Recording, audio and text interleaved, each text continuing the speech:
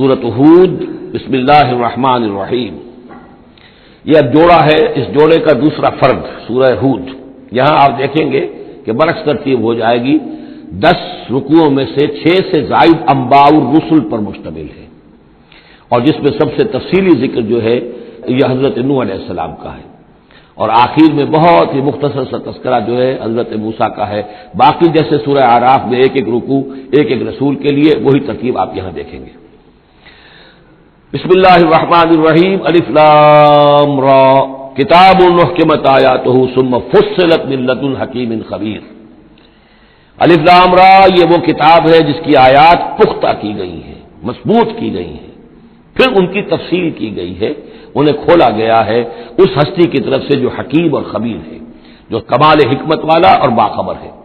اس کا ایک مفہوم یہ ہو سکتا ہے کہ قرآن مجید میں شروع میں جو صورتیں نازل ہوئی ہیں وہ چھوٹی چھوٹی لیکن بہت پروفاؤنڈ، چند الفاظ کے اندر معلوم ہوتا ہے کہ جیسے سورۃ العصر ہے، والعصر ان الانسان لفی خسر الا الذین آمنوا وعملوا الصالحات وتواصوا بالحق وتواصوا بالصبر۔ اب اس میں کل ہدایت موجود ہے، اور امام شافعی کے وہ اقوال جو ہے میں نے اپنے کتابچے میں راہ نجات سورۃ العصر کی روشنی میں وہ سارے درج کیے ہیں کہ لو لم ينزل من القرآن سواها لکفت الناس، اگر صرف یہ سورۃ العصر نازل ہوتی قرآن میں سے اور کچھ نہ نازل ہوتا تو بھی ہدایت کے لیے کافی تھی، اور لو تدبر الناس هذه السورۃ لوسعتهم، اگر لوگ صرف اس سورت پر تدبر کریں، غور کریں، تو یہ ان کی ہدایت کے لیے کافی ہو جائے گی۔ تو ابتدائی صورتیں اور آیتیں بڑی محکم، لیکن اس کے بعد تفصیل انہی کی بیان ہوئی ہے۔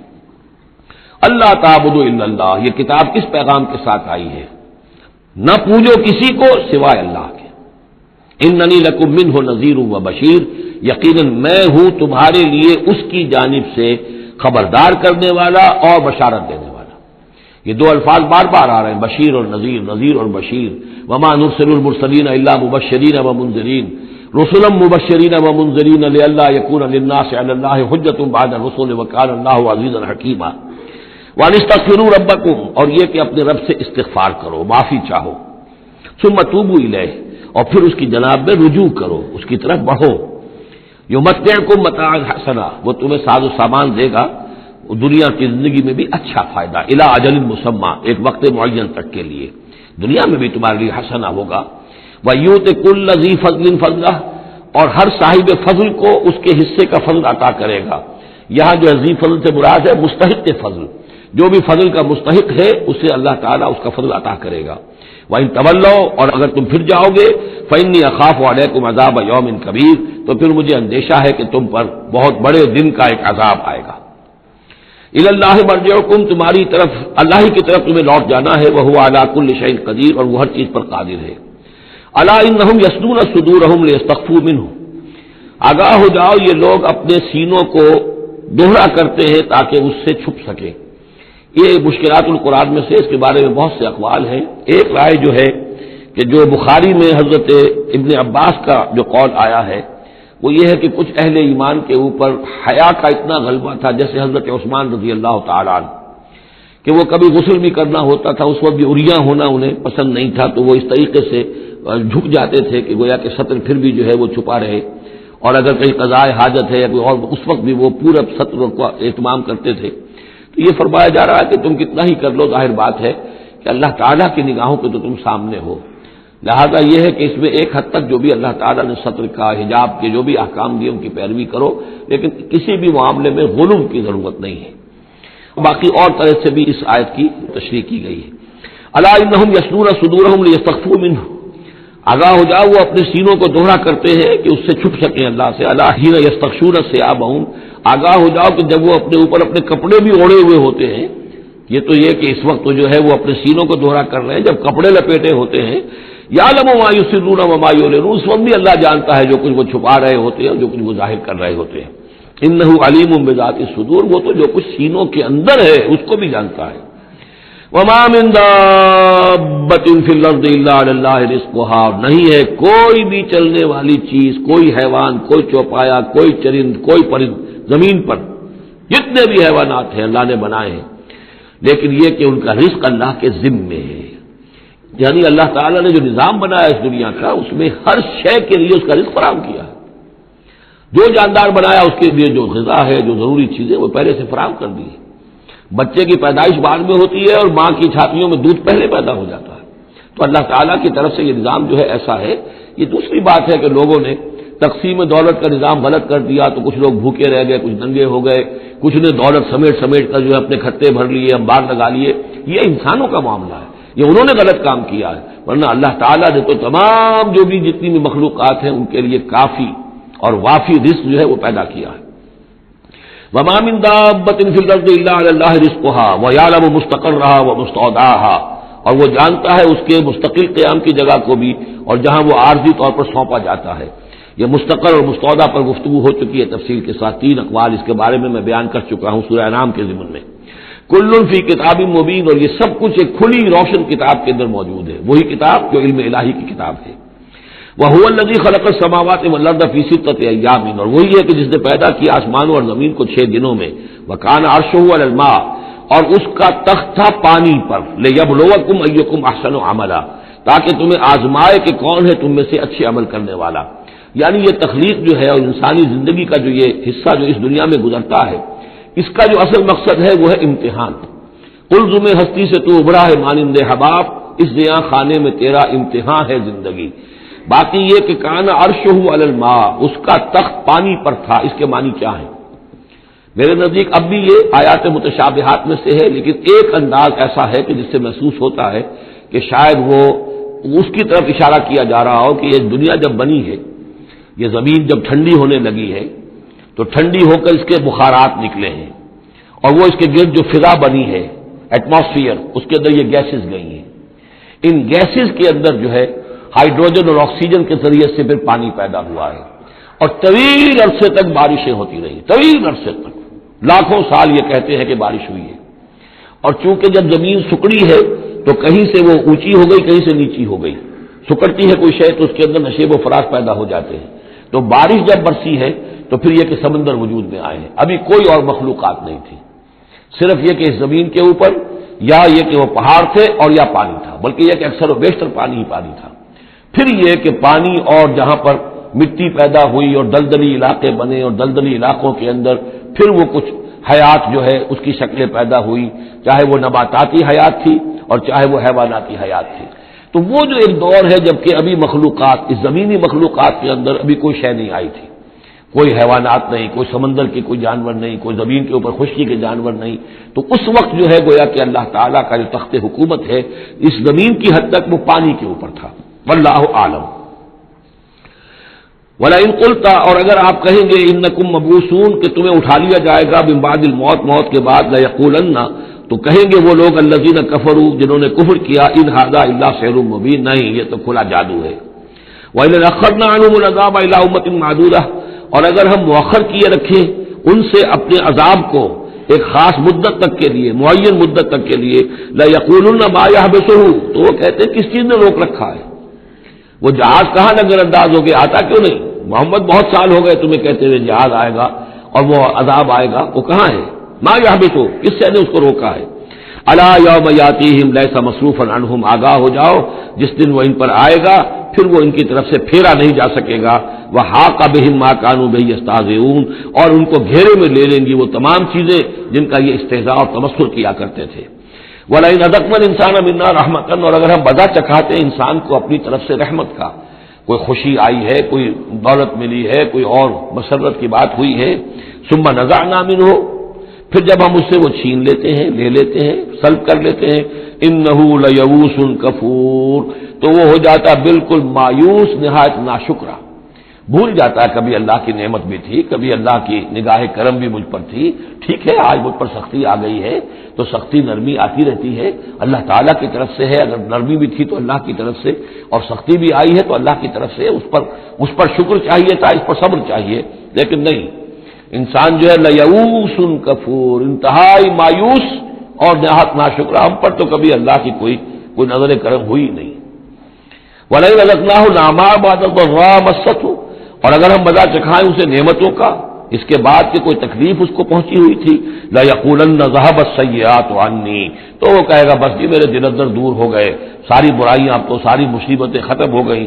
إِنَّهُ لَفَرِحٌ فَخُورٌ, اب وہ فرح اور فخور بن جاتا ہے, وہ یعنی اتراتا ہے, فخر کرتا ہے اور کہتا ہے میں نے محنت کی، میں نے کوشش کی، میں نے تدبیر کی، دیکھا میں نے یہ شکل کی تھی جس کی وجہ سے کہ میری کاروبار جو بالکل ختم ہو رہا تھا، ڈوب رہا تھا، وہ ٹھیک ہو گیا. یعنی یہ کہ ہر حال میں اللہ سے دور، یہ نہیں جانتا کہ جو بھی معاملہ آیا تھا وہ اللہ کی طرف سے ہے، خیر ہو یا شر ہو وہ اللہ کی طرف سے ہے، اس سے ناواقف. الا الذین صبروا، سوائے ان کے کہ جو صبر کی روش اختیار کریں. یہ سب کی بات نہیں ہے، جن کو اللہ نے ایمان دیا ہو اور ایمان کے نتیجے میں صبر پیدا ہوا ہو. الا الذین صبروا وعملوا الصالحات، اور انہوں نے نیک اعمال کیے ہوں، اولئک لہم مغفرۃ واجر کبیر، ان کے لیے مغفرت ہے اور بہت بڑا اجر ہے. فلعلک تارک بعض ما یوحی الیک، تو اے نبی شاید کہ آپ کچھ چیزیں چھوڑ دیں اس میں سے جو آپ کی طرف وحی کی جا رہی ہے. وضائق بہ صدرک، اور آپ کا سینہ اس سے بھج رہا ہے، تنگ ہو رہا ہے. ان یقولوا، اس وجہ سے کہ وہ کہہ رہے ہیں لولا انزل علیہ کنز او جاء معہ ملک، کہ وہ یہ کہہ رہے ہیں کہ کیوں نہیں ان کے اوپر اتار دیا گیا کوئی خزانہ، یا کیوں نہیں آیا ان کے پاس کوئی فرشتہ. معہ، ان کے ساتھ کوئی فرشتہ آتا. وہی بات جو سورہ نام میں آ چکی ہے، اس کا ضربہ سلام اس مضمون کا سورہ نام میں آ چکا ہے. لیکن ان تمام صورتوں کے اندر بھی یہ چیزیں موجود ہیں. یہ دونوں گروپ جو ہے مکی صورتوں کے، جن میں سے ایک میں وہ 2 صورتیں ہیں جو ہم پڑھ چکے، انعام، آراف، اور دوسرا جو یہ ہے جو 14 صورتوں پر مشتمل ہے جس کی دوسری صورت ہم پڑھ رہے ہیں. ان سب کا تعلق جو ہے یوں سمجھیے، ایک استثناء ہے وہ میں بعد میں بتا دوں گا، یہ قیام مکہ کے آخری 4 سالوں کی صورتیں ہیں. یعنی حضور کا قیام مکہ مکرمہ میں وحی کے آغاز کے بعد 12 سال، اس کو 4 4 4 3 حصوں میں تقسیم کر لیجیے. پہلے 4 سال میں جو صورتیں نازل ہوئی ہیں وہ قرآن مجید کے آخری 2 گروپوں میں ہیں، سورہ قاف سے لے کے آخر تک. درمیانی 4 سال جو تھے ان کے درمیان جو ہے وہ درمیانی 2 گروپوں میں ہیں. اور یہ جو ہے شروع کے 2 گروپ جو ہیں ان کے اندر وہ صورتیں ہیں کہ جو آخری دور میں نازل ہوئی ہیں، آخری 4 سالوں میں، اور ان میں یہ مضمون کثرت سے ملے گا. فلعلک تارک بعض ما یوحی الیک، تو شاید نبی آپ ترک کر دیں گے بعض چیزیں جو آپ کی طرف وحی کی گئی ہیں. وضائق بہ صدرک، اور آپ کا سینہ جو ہے اس پر بھج رہا ہے. ان یقولوا، کہ وہ یہ کہہ رہے ہیں لولا انزل علیہ کنز، کیوں نہیں اتار دیا گیا ان پر کوئی خزانہ، او جاء معہ ملک، یا ان کے پاس آ گیا ہوتا کوئی فرشتہ. انما انت نذیر، دیکھیے پھر آپ سمجھ لیجئے آپ کا فرض منصبی یہ ہے کہ آپ صرف ایک خبردار کرنے والے ہیں. واللہ علی کل شیء وکیل، باقی ہر چیز کا ذمہ دار اللہ ہے. کب عذاب بھیجنا ہے، کب نہیں بھیجنا، کوئی معجزہ دکھانا ہے یا نہیں دکھانا، کس کو ایمان کی توفیق دینی ہے کس کو نہیں دینی ہے، یہ سارے معاملات اللہ کے ہاتھ میں ہیں. ام یقولون افترا، کیا ان کا کہنا یہ ہے کہ یہ قرآن جو ہے محمد نے خود گھڑ لیا ہے. قل فاتوا بعشر سور مثلہ مفتریات، اب یہ ہے وہ چیلنج جو دوسرے نمبر پر دیا گیا. پہلا چیلنج تھا کہ تم پورے قرآن جیسی کوئی کتاب بنا کر لاؤ، وہ آگے چل کر آئے گا سورہ بنی اسرائیل میں اور دوسری صورتوں میں. اس سے نیچے اتر کر اچھا 10 صورتیں بنا کے لے آؤ. اس سے نیچے پر سبیل تنزل 1 صورت، اس 1 صورت کی بات سورہ یونس میں بھی آ چکی ہے اور سورہ بقرہ میں بھی. یہاں وہ 10 والا معاملہ ہے. قل فاتوا بعشر سور مثلہ مفتریات، تو ان سے کہیے کہ اچھا اگر ایسا ہی ایک قرآن گھڑا جا سکتا ہے اور انسان کی قوت اور قدرت میں ہے کہ ایسی کتاب تصنیف کر لے، تو تم 10 صورتیں تم بھی اس کی تصنیف کر کے لے آؤ. وَادْعُوا مَنِ اسْتَطَعْتُم مِّن دُونِ اللَّهِ إِن كُنتُمْ صَادِقِينَ، اور جن کو بھی تم بلا سکو اللہ کے سوا بلا لو مدد کے لیے اگر تم سچے ہو. فَإِن لَّمْ يَسْتَجِيبُوا لَكُمْ، پھر اگر وہ تمہارے مددگار جو ہے تمہاری اس دعا کو قبول نہ کرے، نہ پورا کرے، یا یہ کہ اے مسلمانوں اگر تمہارا یہ چیلنج جو ہے یہ کفار قبول نہ کرے، فَاعْلَمُوا أَنَّمَا أُنزِلَ بِعِلْمِ اللَّهِ، تو جان لو تمہیں یقین قابل ہونا چاہیے کہ یہ اللہ تعالیٰ کے علم سے نازل ہوا ہے. وَلَا إِلَٰهَ إِلَّا هُوَ، اور اللہ کے سوا کوئی معبود نہیں. فَهَلْ أَنتُم مُسْلِمُونَ، تو اب اللہ کا حکم مانتے ہو یا نہیں، فرما برداری کرتے ہو کہ نہیں. یہ کفار ہی سے خطاب ہے کہ اگر تمہارے وہ جو معبود ہیں تم ان کو پکارو کہ اس جیسی 10 صورتیں ہمیں بھی، آپ بھی کچھ کوشش کریں، ہم بھی کوشش کرتے ہیں مل جل کر، کچھ آپ القاء فرمائیں، الہام فرمائیں، کچھ ہم محنت کرتے ہیں، اور اگر وہ نہ کریں تو پھر جان لو فَاعْلَمُوا أَنَّمَا أُنزِلَ بِعِلْمِ اللَّهِ وَلَا إِلَٰهَ إِلَّا هُوَ فَهَلْ أَنتُم مُسْلِمُونَ. مَنْ كَانَ يُرِيدُ الْحَيَاةَ الدُّنْيَا وَزِينَتَهَا نُوَفِّ إِلَيْهِمْ أَعْمَالَهُمْ فِيهَا وَهُمْ فِيهَا لَا يُبْخَسُونَ. جو لوگ بھی طالب ہوتے ہیں، ارادہ کر لیتے ہیں، طالب ہوتے ہیں دنیا کی زندگی کا اور اس کی زینت کا، زیبائش، آرائش، چمک دمک، ساز و سامان، اسی کے پیچھے پڑے ہوئے ہیں، محنت کر رہے ہیں، بھاگ دوڑ کر رہے ہیں، خون پسینہ ایک کر رہے ہیں، دن رات ایک کر دیا ہے. نوفِ الیہم اعمالہم فیہا، ہم اسی دنیا کی زندگی میں ان کے اعمال کا پورا پورا بدلہ دے دیتے ہیں. ٹھیک ہے محنت کر رہے ہو بھائی، تمہاری بلڈنگ بھی بڑی اونچی بن گئی ہے اور تمہاری کار بھی بہت اعلیٰ ہے اور تمہارا کاروبار بھی خوب چمک گیا ہے. تم نے چونکہ یہی چاہا، یہی اسی کے لیے محنت کی، اسی کے لیے بھاگ دوڑ کی، تو اللہ تعالیٰ وہم فیہا لا یبخسون، اس میں اللہ تعالیٰ ان کے ساتھ کوئی بخل نہیں کرتا اور ان کی جو محنت ہے اس کا جو بدلہ ہے انہیں اس دنیا میں دے دیتا ہے.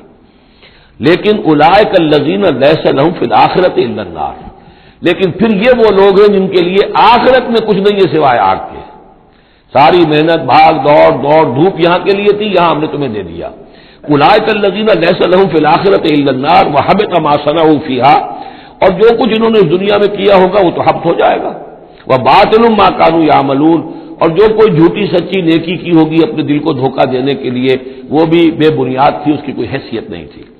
افمن کان علی بینۃ من ربہ، تو بھلا وہ شخص کہ جو اپنے رب کی طرف سے بینہ پر تھا، اور یہاں بینہ سے مراد ہے فطرت سلیمہ، جس کے بارے میں کئی بار بحث کر چکا. فطرت سلیمہ، انسان کے اندر جو روح ربانی پھونکی گئی ہے اس کی وجہ سے وہ جو فطرت ہے اس کے اندر وہ سارے حقائق موجود ہیں کہ جو حقائق جن کو اجاگر کرنے کے لیے پھر یہ وحی آئی ہے اور اس ڈورمنٹ کانشسنس کو ایکٹیویٹ کرنے کے لیے. تو جس شخص کی وہ فطرت سلیم ہے، قائم ہے، بینہ ہے، روشن ہے، پاک ہے، وَيَتْلُوهُ شَاهِدٌ مِّنْهُ، اور پھر اس کے پیچھے آتا ہے اس کے لیے گواہ. یعنی ایک شخص ہے جس کی فطرت سلیم تھی، حضور صلی اللہ علیہ وسلم ہے، سلیم فطرت، نیک فطرت، عقل سلیم، اور پھر وحی بھی آ گئی، وحی نے گواہی دے دی. گویا کہ دو چیزیں مل گئی، نور علی نور. یہ تمثیل جو ہے سورہ نور میں جا کر مکمل طور پہ سامنے آئے گی. افمن کان علی بینۃ من ربہ ویتلوہ شاہد منہ ومن قبلہ کتاب موسیٰ اماما ورحمہ، اور پھر اس کے علاوہ اس سے پہلے کتاب موسیٰ موجود ہے جو امام بھی تھی، رہنمائی کرنے والی، اور رحمت بھی تھی. یعنی جو دوسری تصدیق ہو رہی ہے وہ تورات سے ہو رہی ہے. تو فطرت محمدی صلی اللہ علیہ وسلم وہ بینہ، وہ روشن خالص. پھر وہی جو آپ پر آ گئی نور علی نور. اور نمبر 3 تورات جو ہے اس کی تصدیق کر رہی ہے، یہ گویا کہ اور اضافی چیز. اولئک یؤمنون بہ، یہی لوگ ہیں کہ جو اس پر ایمان لائیں گے. ومن یکفر بہ من الاحزاب، اور جو اس کا انکار کریں گے، کفر کریں گے اس کتاب کا، من الاحزاب، ان تمام گروہوں میں سے، فرقوں میں سے، چاہے وہ مشرکین مکہ ہوں اور چاہے وہ اہل کتاب ہوں، فالنار موعدہ، تو پھر آگ ہی ان کے وعدے کی جگہ ہے. فلا تک فی مریۃ منہ، تو اے نبی آپ ان کے بارے میں کسی شک و شبے میں نہ رہیں. انہ الحق من ربک، یقیناً یہ حق ہے آپ کے رب کی طرف سے. ولکن اکثر الناس لا یؤمنون، لیکن اکثر لوگ ایمان لانے والے نہیں ہیں. ومن اظلم ممن افترى على الله كذبا، اور کون زیادہ ظالم ہوگا اس سے بڑھ کر کہ جس نے اللہ پر جھوٹ باندھا، گھڑ کر کوئی چیز اللہ کی طرف منسوب کر دی. اولئک یعرضون علی ربهم، یہ وہ لوگ ہیں کہ جو پیش کیے جائیں گے اپنے رب کے سامنے. ویقول الاشہاد، اور لوگ کہیں گے، گواہی دینے والے کہیں گے، ہؤلاء الذین کذبوا علی ربهم، یہ وہ لوگ ہیں جنہوں نے جھوٹ کہا تھا اپنے رب پر. غلام احمد قادیانی کو کھڑا کیا جائے گا، یہ ہے وہ شخص جس نے جھوٹ اپنی جو ہے باتیں منسوب کی ہیں اللہ کی طرف، جس نے بھی جھوٹی نبوت کا دعویٰ کیا. ہؤلاء الذین کذبوا علی ربهم، انہوں نے جھوٹ بولا اللہ پر اور تہمت باندھی اللہ پر کہ مجھ پر وہی بھیجی ہے. الا لعنۃ اللہ علی الظالمین، آگاہ ہو جاؤ ایسے ظالموں پر اللہ کی لعنت ہے. الذین یصدون عن سبیل اللہ، جو اللہ کے راستے سے روکتے ہیں. وَيَبْغُونَهَا عِوَجًا، اور اس میں کجیاں نکالتے ہیں، ڈھونڈتے ہیں، مین میخ نکالتے ہیں تاکہ لوگ جو ہے اس راستے کو اختیار نہ کریں.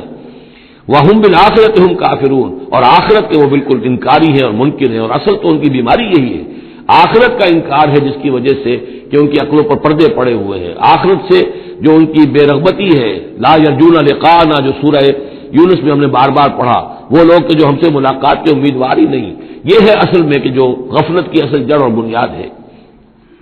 اولئک لم یکونوا معجزین فی الارض، یہ وہ لوگ ہیں کہ یہ ہرگز زمین میں عاجز کرنے والے نہیں ہیں، یہ شکست نہیں دے سکتے حق کو، یہ اللہ تعالیٰ کو شکست نہیں دے سکتے، اللہ کے رسول کو شکست نہیں دے سکتے. لم یکونوا معجزین فی الارض وما کان لهم من دون اللہ من اولیاء، اور نہ ہی ان کے اللہ کے سوا یا اللہ کے مقابلے میں کوئی مددگار اور حمایتی ہے. یضاعف لهم العذاب، ان کے لیے تو عذاب بڑھایا جاتا رہے گا، دگنا کیا جاتا رہے گا. ما كانوا يستطيعون السمع وما كانوا يبصرون، اور وہ اس لیے کہ نہ تو وہ سننے کی صلاحیت رکھتے تھے اور نہ دیکھتے تھے، اندھے اور بہرے ہو گئے تھے. صم بکم عمی فهم لا يرجعون، اس لیے اب ان کے لیے عذاب جو ہے بڑھایا جاتا رہے گا. اولئک الذین خسروا انفسهم، یہ وہ لوگ ہیں جنہوں نے اپنے آپ کو ہلاک کر لیا، تباہ و برباد کر دیا۔ وضل عنہم ما كانوا یفترون، اور ان سے سب گم ہو کر رہ گئی وہ ساری افترا جو وہ کرتے رہے تھے۔ وہ کہاں گئے معبود، کہاں گئے من گھڑت خیالات، کہاں ہیں وہ شفعاء، کہاں ہیں وہ چھڑانے والے، وہ سب کے سب جو ضل عنہم ما كانوا یفترون، گم ہو گئے وہ سب کہ جس کا کہ انہوں نے افترا کیا تھا۔ لا جرم انہم فی الآخرۃ هم الاخسرون، تو اب اس میں کیا شک ہے کہ آخرت میں سب سے بڑھ کر خسارہ پانے والوں میں وہی ہوں گے۔ اخسر، اکثر جو ہے افل کے بنا پر افل التفضیل۔ ان الذین آمنوا وعملوا الصالحات، اس کے برعکس سائملٹینیس کنٹراسٹ کا قاعدہ، اس کے برعکس وہ لوگ جو ایمان لائے اور جنہوں نے نیک عمل کیے، وہ اخبتوا الی ربہم، اور جو اپنے رب کے سامنے جنہوں نے عاجزی کی، گڑ گڑاتے رہے، تضرع اختیار کیا، اولئک اصحاب الجنہ، یہ ہوں گے جنت والے، ہم فیہا خالدون، وہ رہیں گے اس میں ہمیشہ ہمیش۔ مثل الفریقین کالاعمی والاصم والبصیر والسمیع، یہ جو دو گروہ ہیں، یہ فریقین ہیں، ایک اہل ایمان ہے اور ایک وہ ہے مشرک اور کافر۔ ان کی مثال ایسے ہے کہ ایک طرف تو ایک اندھا اور بہرا ہے، کالاعمی والاصم، اندھا بھی ہے بہرا بھی ہے، اور دوسرا والبصیر والسمیع، جو دیکھتا بھی ہے اور سنتا بھی ہے۔ هل یستویان مثلا، کیا یہ برابر ہے مثال کے اعتبار سے؟ افلا تذکرون، تو کیا وہ نصیحت اخذ نہیں کرتے؟ وَلَقَدْ أَرْسَلْنَا نُوحًا إِلَىٰ قَوْمِهِ إِنِّي لَكُمْ نَذِيرٌ مُّبِينٌ أَلَّا تَعْبُدُوا إِلَّا اللَّهَ إِنِّي أَخَافُ عَلَيْكُمْ عَذَابَ يَوْمٍ أَلِيمٍ صدق اللہ العظیم۔ سورہ ہود میں بھی اب جیسا کہ پہلے عرض کیا جا چکا ہے، 6 رکوع جو ہیں انباء الرسل پر مشتمل ہے۔ جیسا کہ اس سے پہلے کئی مرتبہ عرض کر چکا ہوں، یہ 6 رسولوں کے حالات ہیں جو قرآن مجید میں کئی بار آئے ہیں۔ سب سے پہلے حضرت نوح علیہ السلام، پھر حضرت ہود، پھر حضرت صالح، پھر حضرت لوط، پھر حضرت شعیب اور پھر حضرت موسیٰ علیہ السلام۔ تو یہ جو نقشہ آپ کے سامنے اس وقت موجود ہے، اس سے آپ کو اندازہ ہو جائے گا کہ یہ پورا یوں سمجھیے ارض القرآن ہے۔ یہ قرآن مجید میں جن رسولوں کے حالات آئے ہیں، وہ سب کے سب جو ہیں وہ اس خطے کے اندر وہ مبعوث کیے گئے۔ یہ داہنی طرف جو ہے وہ بحر جو خلیج فارس ہے، یہ خلیج فارس سیدھا اوپر اگر لکیر چلی جائے گی، اور ادھر سے یہ جو بحر قلزم ہے، اس کے جو یہ اوپر جا کے 2 کھاڑیاں بن گئی ہیں، تو وہ جو ہے خلیج عقبہ آخر میں اوپر، اس سے لکیر جائے گی۔ تو یہ دونوں لکیریں جہاں جا کر مل جائیں گی، وہ اس نقشے میں ابھی نظر نہیں آ رہا، ذرا نیچے کیجیے تو شاید نظر آ جائے گا۔ یہ جگہ ہے جہاں پہ وہ سرخ نشان بنا ہوا ہے، یہ علاقہ ہے جہاں کہ حضرت نوح علیہ السلام کی قوم آباد تھی، اور معلوم ہوتا ہے کہ اس وقت تک نسل انسانی صرف اسی علاقے میں تھی۔ یہیں پر عذاب آیا ہے، بہت بڑا جو طوفان آیا ہے، اور اسی سے ذرا اور اوپر چل کر شمال کی طرف پہاڑی علاقہ ہے کوہ ارارات، اور اسی میں کوہ جودی ہے۔ یہ علاقہ ہے وہ کہ جس کے اندر حضرت نوح علیہ السلام کی قوم آباد تھی۔ اس کے بعد جب وہ حضرت نوح علیہ السلام اور ان کے جو بھی بیٹے تھے وہ بچ کر جب آباد ہوئے ہیں، تو پھر ان کا ایک بیٹا جو ہے حضرت سام، وہ عراق میں آ کر آباد ہو گئے۔ یہ جو سفید سا آپ کو نظر آ رہا ہے، یہ عراق کا علاقہ ہے، یعنی اسی علاقے سے ذرا نیچے اترے اور عراق میں آباد ہو گئے۔ حضرت سام کی نسل میں پھر بہت سی قومیں پیدا ہوئی ہیں، تو انہی میں سے پھر ایک قوم ہے جو نیچے آئی ہے، جزیرہ نما عرب کے بالکل جنوب میں یہ جو علاقہ ہے، یہاں پر یہ قوم، یہ احقاف کا علاقہ کہلاتا ہے، اور یہاں پر قوم ہود، اس قوم کا نام عاد ہے۔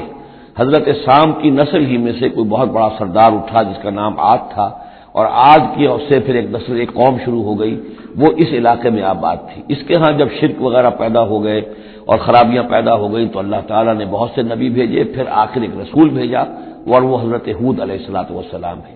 ان کی دعوت کو رد کیا، یہ ہلاک کر دیے گئے۔ یہاں سے حضرت ہود اپنے ان ساتھیوں کو لے کر نکلے، اور عرب کے تقریباً وہ وسط میں وہ علاقہ ہجر کا علاقہ کہلاتا ہے، اس علاقے میں آ کر آباد ہو گئے۔ یہاں ان کے ہاں ایک بڑی شخصیت ابھری جس کا نام سمود تھا، تو اس سے یہ قوم سمود مشہور ہوئی ہے۔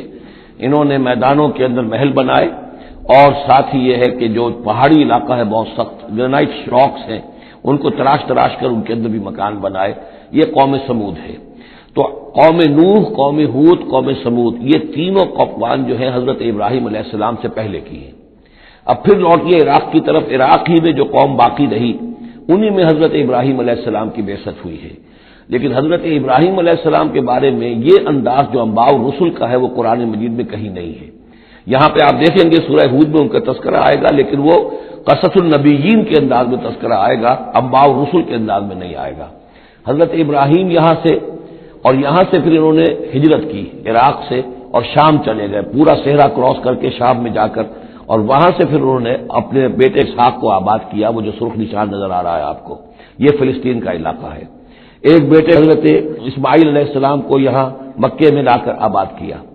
اچھا، اس اپنے بھتیجے جو حضرت لوط علیہ السلام ان کے ساتھ ہی آئے تھے، ہجرت کی تھی انہوں نے، عراق سے اور شام پہنچے تھے، ان کو بھیجا ہے بحیرہ ڈیڈ سی جو ہے، بحیرہ مردار، اس کے کنارے پر یہ شہر آباد تھے، عمورہ اور صدوم، وہاں بھیجا ہے۔ تو انباء الرسل کے ضمن میں پھر قوم سمود کے بعد ذکر آئے گا تو وہ قوم لوط کا آئے گا۔ البتہ حضرت ابراہیم علیہ السلام ہی کی ایک تیسری بیوی قطورہ، ان کی اولاد میں سے مدین نام کے بھی ایک تھے، اور ان سے جو قوم چلی قوم مدین، وہ خلیج عقبہ کے داہنی طرف جو ہے مشرق میں، یہ یہاں آباد ہوئے۔ یہ علاقہ ہے ان کا جہاں پہ کہ حضرت شعیب علیہ السلام کو بھیجا گیا، اور خلیج کے قریب لے جائیے، خلیج کے قریب اس علاقے میں، یہ مدین کا علاقہ ہے، اس میں حضرت شعیب علیہ السلام بھیجے گئے۔ اب یہ جو سینائی پیننسولا ہے، ادھر جو ہے مصر ہے، وہ دریائے نیل نظر آ رہا ہے۔ یہاں سے یوں جو ہے حضرت یوسف علیہ السلام، چونکہ اب سورہ ہود کے بعد سورہ یوسف بھی آ جائے گی، تو حضرت یوسف علیہ السلام کو جب کہ ان کے بھائیوں نے کنویں میں پھینکا ہے، اور وہ پھر قافلہ ان کو لے گیا ہے مصر، اور وہ پھر ذریعہ بن گئے پوری اس قوم کے مصر میں آنے کا، تو یہاں پھر حضرت موسیٰ علیہ السلام کی بعثت ہوئی ہے مصر میں۔ تو کل یہ علاقہ ہے کہ جن میں وہ انبیاء اور رسل جو ہیں مبعوث ہوئے ہیں، کہ جن کا ذکر اکثر و بیشتر قرآن میں آتا ہے۔ لیکن جیسا کہ میں نے عرض کیا تھا، اس کا یہ مطلب نہیں ہے کہ صرف یہی رسول اور نبی آئے ہیں، دنیا میں اور بھی بہت سے نبی اور رسول آئے، لیکن قرآن میں تذکرہ انہی کا کیا گیا ہے کہ جن کا تذکرہ ان لوگوں کی اپنی روایات میں موجود تھا، جن کے ناموں سے یہ واقف تھے، لہذا انہی کے حوالے سے قرآن تو کتاب ہدایت ہے۔ ویسے تو ایک رسول کے قصے میں بھی وہ ساری ہدایت موجود ہے، اور 6 رسولوں کے قصوں میں بھی وہ ہدایت موجود ہے۔ اس حوالے سے یہ کہ سارے رسولوں کی تاریخ بیان کرنا یہ قرآن مجید کا موضوع نہیں ہے۔ آئیے اب متن کی طرف چلیے۔ وَلَقَدْ أَرْسَلْنَا نُوحًا إِلَىٰ قَوْمِهِ، اور ہم نے بھیجا نوح کو اس کی قوم کی طرف۔ إِنِّي لَكُمْ نَذِيرٌ مُّبِينٌ، انہوں نے کہا میں تمہارے لیے کھلا خبردار کر دینے والا ہوں۔ اللہ تعبدوا الا اللہ، کہ مت پوجو اللہ کے سوا کسی کو۔ انی اخاف علیکم عذاب یوم علیم، مجھے اندیشہ ہے تم پر ایک بڑے دردناک دن کے عذاب کا۔ فقال الملأ الذین کفروا من قومہ، تو کہا اس کے قوم کے ان سرداروں نے جنہوں نے کفر کی روش اختیار کی، ما نراک الا بشرا مثلنا، ہم نہیں دیکھتے اے نوح آپ کو مگر اپنے ہی جیسا ایک انسان۔ آپ کہاں سے اللہ کے رسول بن گئے، کیسے رسول بن گئے، کیسے اللہ نے چن لیا؟ آپ تو ہمارے جیسے ایک انسان ہیں۔ وما نراک اتبعک الا الذین هم اراذلنا بادی الرائے، اور اس سے بھی آگے بڑھ کر ہم نہیں دیکھتے مگر یہ کہ آپ کی پیروی کرنے والے تو وہ لوگ ہیں جو ہماری نگاہوں میں ذلیل ہیں، کمینے ہیں، نچلے طبقے کے لوگ ہیں، گھٹیا لوگ ہیں، بادی الرائے، بلا تعمل نظر آ رہا ہے کہ صرف کچھ کمی کاری لوگ آپ کے گرد جمع ہو گئے ہیں، کوئی معقول آدمی، کوئی سردار قوم کا کوئی آپ کے گرد آیا ہی نہیں۔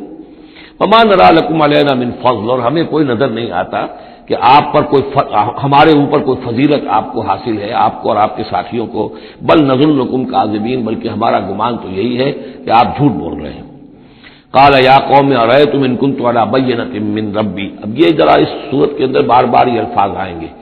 ایک فطرت سلیمہ جو پہلے سے تھی، اس کے بعد اللہ کی طرف سے وحی آ گئی، وہ گویا کہ اس کا شاہد ہے۔ انہوں نے کہا اے میری قوم کے لوگوں ذرا غور کرو، اگر میں پہلے سے بھی اپنے رب کی طرف سے بینہ پر تھا، تم جانتے ہو میں نے زندگی تمہارے مابین گزاری تھی، تم بھی جانتے ہو کہ میں ایک شریف النفس انسان تھا، میرا کردار میرا اخلاق تمہارے سامنے تھا، میں بینہ پر تھا، میری فطرت مست نہیں ہوئی تھی، سلیم تھی۔ وآتانی رحمۃ من عنده، پھر اللہ نے مجھے رحمت بھی عطا فرما دی اپنے پاس سے، یعنی جو وحی آئی ہے میرے پاس وہ اللہ تعالیٰ کی رحمت ہے۔ فأمیت علیکم، اور وہ چیز وہ ہے کہ جس کو تمہاری آنکھوں سے مخفی رکھا ہے، اب میں کیا کروں، فرشتہ میرے پاس تو آتا ہے، وہی میرے پاس آتی ہے، یہ چیز جو ہے میرے تو تجربے میں ہے، بائی پرسنل ایکسپیرینس، لیکن یہ کہ تم سے یہ چھپا کر رکھی گئی ہے۔ انلزمکموہا وانتم لہا کارہون، بہرحال ہم زبردستی چپکا نہیں سکتے اپنی یہ بات آپ لوگوں کو، اگر آپ کو پسند نہیں ہے، اگر بیزار ہیں تو یہ اختیار ہمارے پاس نہیں ہے کہ ہم زبردستی آپ کو ان باتوں کا قائل کر دیں اور یہ باتیں لازماً آپ پر تھوپ دیں۔ بیا قوم لا اسألکم علیہ مالا، اور میری قوم کے لوگوں دیکھو میں تم سے کوئی اجرت نہیں مانگتا، مال طلب نہیں کرتا، کوئی تاوان تم پر نہیں ڈالا ہے۔ ان اجریہ الا علی اللہ، نہیں ہے میرا اجر مگر اللہ کے ذمے۔ وما انا بطارد الذین آمنوا، اور جن کو تم کہہ رہے ہو یہ گھٹیا لوگ ہیں، کمی کاری لوگ ہیں، کمین لوگ ہیں، میں ان کو اپنے پاس سے دھتکار نہیں سکتا، میں یہاں سے کھدیڑ نہیں سکتا ان کو، میں نہیں ہوں کھدیڑنے والا ان کو اپنے پاس سے۔ انہم ملاقو ربہم، یہ اپنے رب سے ملاقات کریں گے، ولکنی اراکم قوما تجہلون، لیکن میں دیکھتا ہوں کہ تم ضرور جہل میں اور جہالت میں مبتلا ہو گئے ہو۔ وَيَا قَوْمِ مَن يَنصُرُنِي مِنَ اللَّهِ إِن طَرَدتُّهُمْ، اور میری قوم کے لوگوں سوچو اگر میں ان اہل ایمان کو اپنے ہاں سے ہانک دوں، یہاں سے بھگا دوں، یہاں سے دھتکار دوں، تو کون مدد کرے گا میری اللہ کے مقابلے میں؟ یہ اللہ کے ماننے والے، اللہ کے چاہنے والے، اللہ کا ذکر کرنے والے، اللہ سے دعائیں مانگنے والے، اللہ کے روح انور کے یہ طالب ہیں، اس کی رضا جو ہیں۔ افلا تذکرون، تو کیا تم نصیحت اخذ نہیں کرتے؟ ولا اقول لکم عندی خزائن اللہ، وہی بات جو حضور سے ہم پڑھ چکے ہیں پہلے، اور میں نہیں کہتا تم سے کہ میرے پاس اللہ کے خزانے ہیں، میں نے کب کہا ہے کہ میرا اختیار ہے اللہ کے خزانوں پر؟ ولا عالم الغیب، نہ میں غیب کا علم رکھتا ہوں، ولا اقول انی ملک، نہ میں یہ کہتا ہوں کہ میں کوئی فرشتہ ہوں، ولا اقول للذین تزدری اعینکم، اور نہ میں یہ کہتا ہوں ان لوگوں کے بارے میں جنہیں تمہاری آنکھیں حقیر دیکھ رہی ہیں، تم حقارت کے ساتھ دیکھ رہے ہو، لن یؤتیہم اللہ خیرا، میں تو نہیں کہہ سکتا کہ اللہ تعالیٰ انہیں کوئی خیر نہیں دے گا، کیا پتا تم اندازہ بھی نہ کر سکو کیا مقامات بلند اللہ ان کو عطا کرے گا، جنت میں یہ کس طریقے سے اللہ تعالیٰ کے فراح و ریحان و جنت النعیم سے جو ہے وہ مشرف ہوں گے۔ ولا اقول انی ملک ولا اقول للذین تزدری اعینکم لن یؤتیہم اللہ خیرا، اللہ اعلم بما فی انفسہم، جو کچھ ان کے جیوں میں ہے، دلوں میں، اللہ خوب جانتا ہے کس کے دل میں کتنا خلوص ہے، کتنی محبت ہے اللہ کے ساتھ، کتنا شوق ہے اللہ سے ملاقات کا، تو یہ اللہ جانتا ہے۔ انی اذا لمن الظالمین، اگر میں تمہارے امتحانوں سے تنگ آ کر میں ان کو اپنے پاس سے اٹھا دوں، بھگا دوں، تو پھر یہ کہ میں تو خود ظالموں میں سے ہو جاؤں گا۔ قالوا یا نوح، انہوں نے کہا اے نوح قد جادلتنا، تم نے ہم سے خوب جھگڑا کیا، فاکثرت جدالنا، اور بہت جھگڑا کر دیا تم نے، یعنی یہ کہ جب وہ بالکل ان تمام باتوں کے جواب میں خاموش ہونے پر مجبور ہو گئے، معقول بات ہے جو جواب دیا جا رہا ہے، ان کے پاس اب کوئی جواب نہیں ہے اس کا۔ فاتنا بما تعدنا ان كنت من الصادقین، اب آخری بات وہی ضد اور ہٹ درمی کی، تو پھر لے آؤ جس چیز کی ہمیں دھمکی دے رہے ہو، اگر تم سچے ہو وہ عذاب لے آؤ۔ اب ہم جو ہے ہمارے کان پک گئے ہیں تمہارے یہ بات سنتے سنتے، اور تم سے یہ مذاکرہ اور مجادلہ اور مناظرہ جو ہے مزید ہم جاری نہیں رکھنا چاہتے۔ قال انما یاتیکم بہ اللہ ان شاء، انہوں نے فرمایا کہ وہ تو اللہ لے آئے گا وہ عذاب تمہارے اوپر اگر وہ چاہے گا، انما یاتیکم بہ اللہ، وہ لائے گا تمہارے اوپر اللہ انشاء اگر وہ چاہے گا، وما انتم بمعجزین، اور پھر تم اس کو تھکا نہیں سکو گے بھاگ کر، یعنی تم اسے ہرا نہیں سکو گے، تم اس سے بچ کر بھاگ نہیں سکو گے۔ ولا ينفعکم نصحی ان اردت ان انصح لکم، اور میری نصیحت، میرا خلوص، میری خیر خواہی تمہارے حق میں کچھ مفید نہیں ہو سکتی، خواہ میں کتنا ہی تمہارا ناصح ہوں، کتنا ہی تمہارے ساتھ مخلص ہوں، نصیحت کر رہا ہوں، خیر خواہ ہوں، ان کان اللہ یرید ان یغویکم، اگر اللہ ہی فیصلہ کر چکا ہو کہ وہ تمہاری گمراہی کے اوپر اس کی مہر ثبت ہو چکی ہو، اگر اللہ تعالیٰ فیصلہ کر چکا ہے تو میری یہ سارا اخلاص اور خلوص اور دعوت اور نصیحت اور خیر خواہی اس کا کوئی نتیجہ نہیں نکلے گا۔ هو ربکم، وہ تمہارا رب ہے، وإلیہ ترجعون، اور اسی کی طرف تم لوٹا دیے جاؤ گے۔ ام یقولون افتراہ، کیا یہ کہتے ہیں کہ یہ اے محمد صلی اللہ علیہ وسلم آپ نے اس کو گھڑ لیا ہے؟ قل ان افتریتہ فعلی اجرامی، اب یہاں درمیان میں حضرت نوح علیہ السلام کی بات چل رہی ہے اور آگے بھی چلے گی، لیکن درمیان میں ایک جملہ معترضہ ہے۔ یہ ساری باتیں ہیں نبی جو آپ کو ہم وحی کے ذریعے سے بتا رہے ہیں، یہ ساری جو گفت و شنید ہوئی تھی حضرت نوح علیہ السلام کے اور ان کی قوم کے درمیان، آپ کو کیسے معلوم ہوئی؟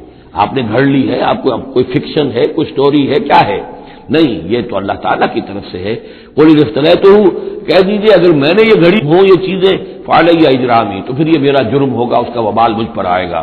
وانا بریء مما تجرمون، ورنہ پھر یہ ہے کہ جو جرم تم کر رہے ہو، جھٹلا رہے ہو، تو میں اس سے بری ہوں۔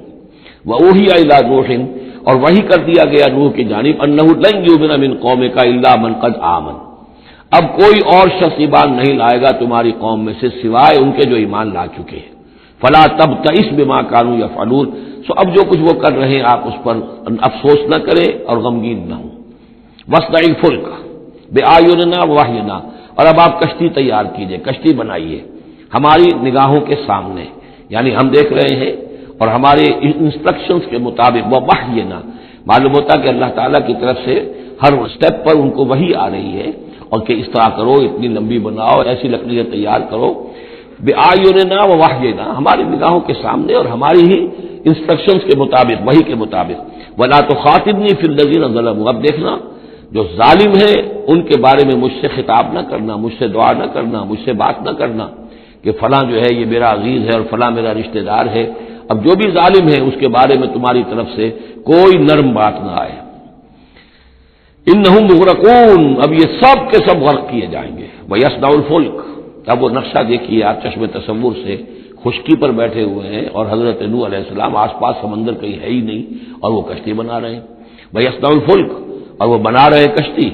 وکلما مر علیہ ملأ من قومہ سخروا منہ، جب بھی ان کی قوم کے سردار ان کے پاس سے گزرتے تھے وہ مذاق اڑاتے تھے کہ معلوم ہوتا اب تک تو ہم سمجھتے تھے کہ بہرحال یہ کچھ شاید بات بنا رہا ہے، جھوٹ بول رہا ہے، کیا کر رہا ہے. اب تو معلوم ہوتا بالکل ہی مت ماری گئی، اب کوئی جو ہے ہوش ٹھکانے نہیں رہے. یہ تو وہ ہنستے تھے. سخروا منہ قال ان تسخروا منا فإنا نسخر منکم کما تسخرون، حضرت نوح فرماتے تھے کہ تم اگر ہم سے اب اس تمسخر کر رہے ہو، مذاق اڑا رہے ہو، تو وہ وقت قریب آنے والا ہے کہ ہم تمہارا مذاق اڑائیں گے جیسے کہ تم مذاق اڑا رہے ہو ہمارا. فسوف تعلمون من یاتیہ عذاب یخزیہ، تو تم عنقریب جان لوگے کہ کون ہے وہ جن پر کہ عذاب آتا ہے جو ان کو رسوا کر دے گا. ویحل علیہ عذاب مقیم، اور اس پر اترے گا وہ عذاب کے جو قائم رہنے والا ہے اور دائمی ہے. حتی اذا جاء امرنا وفارت التنور، یہاں تک کہ جب ہمارا حکم آ گیا اور جوش مارا تنور نے.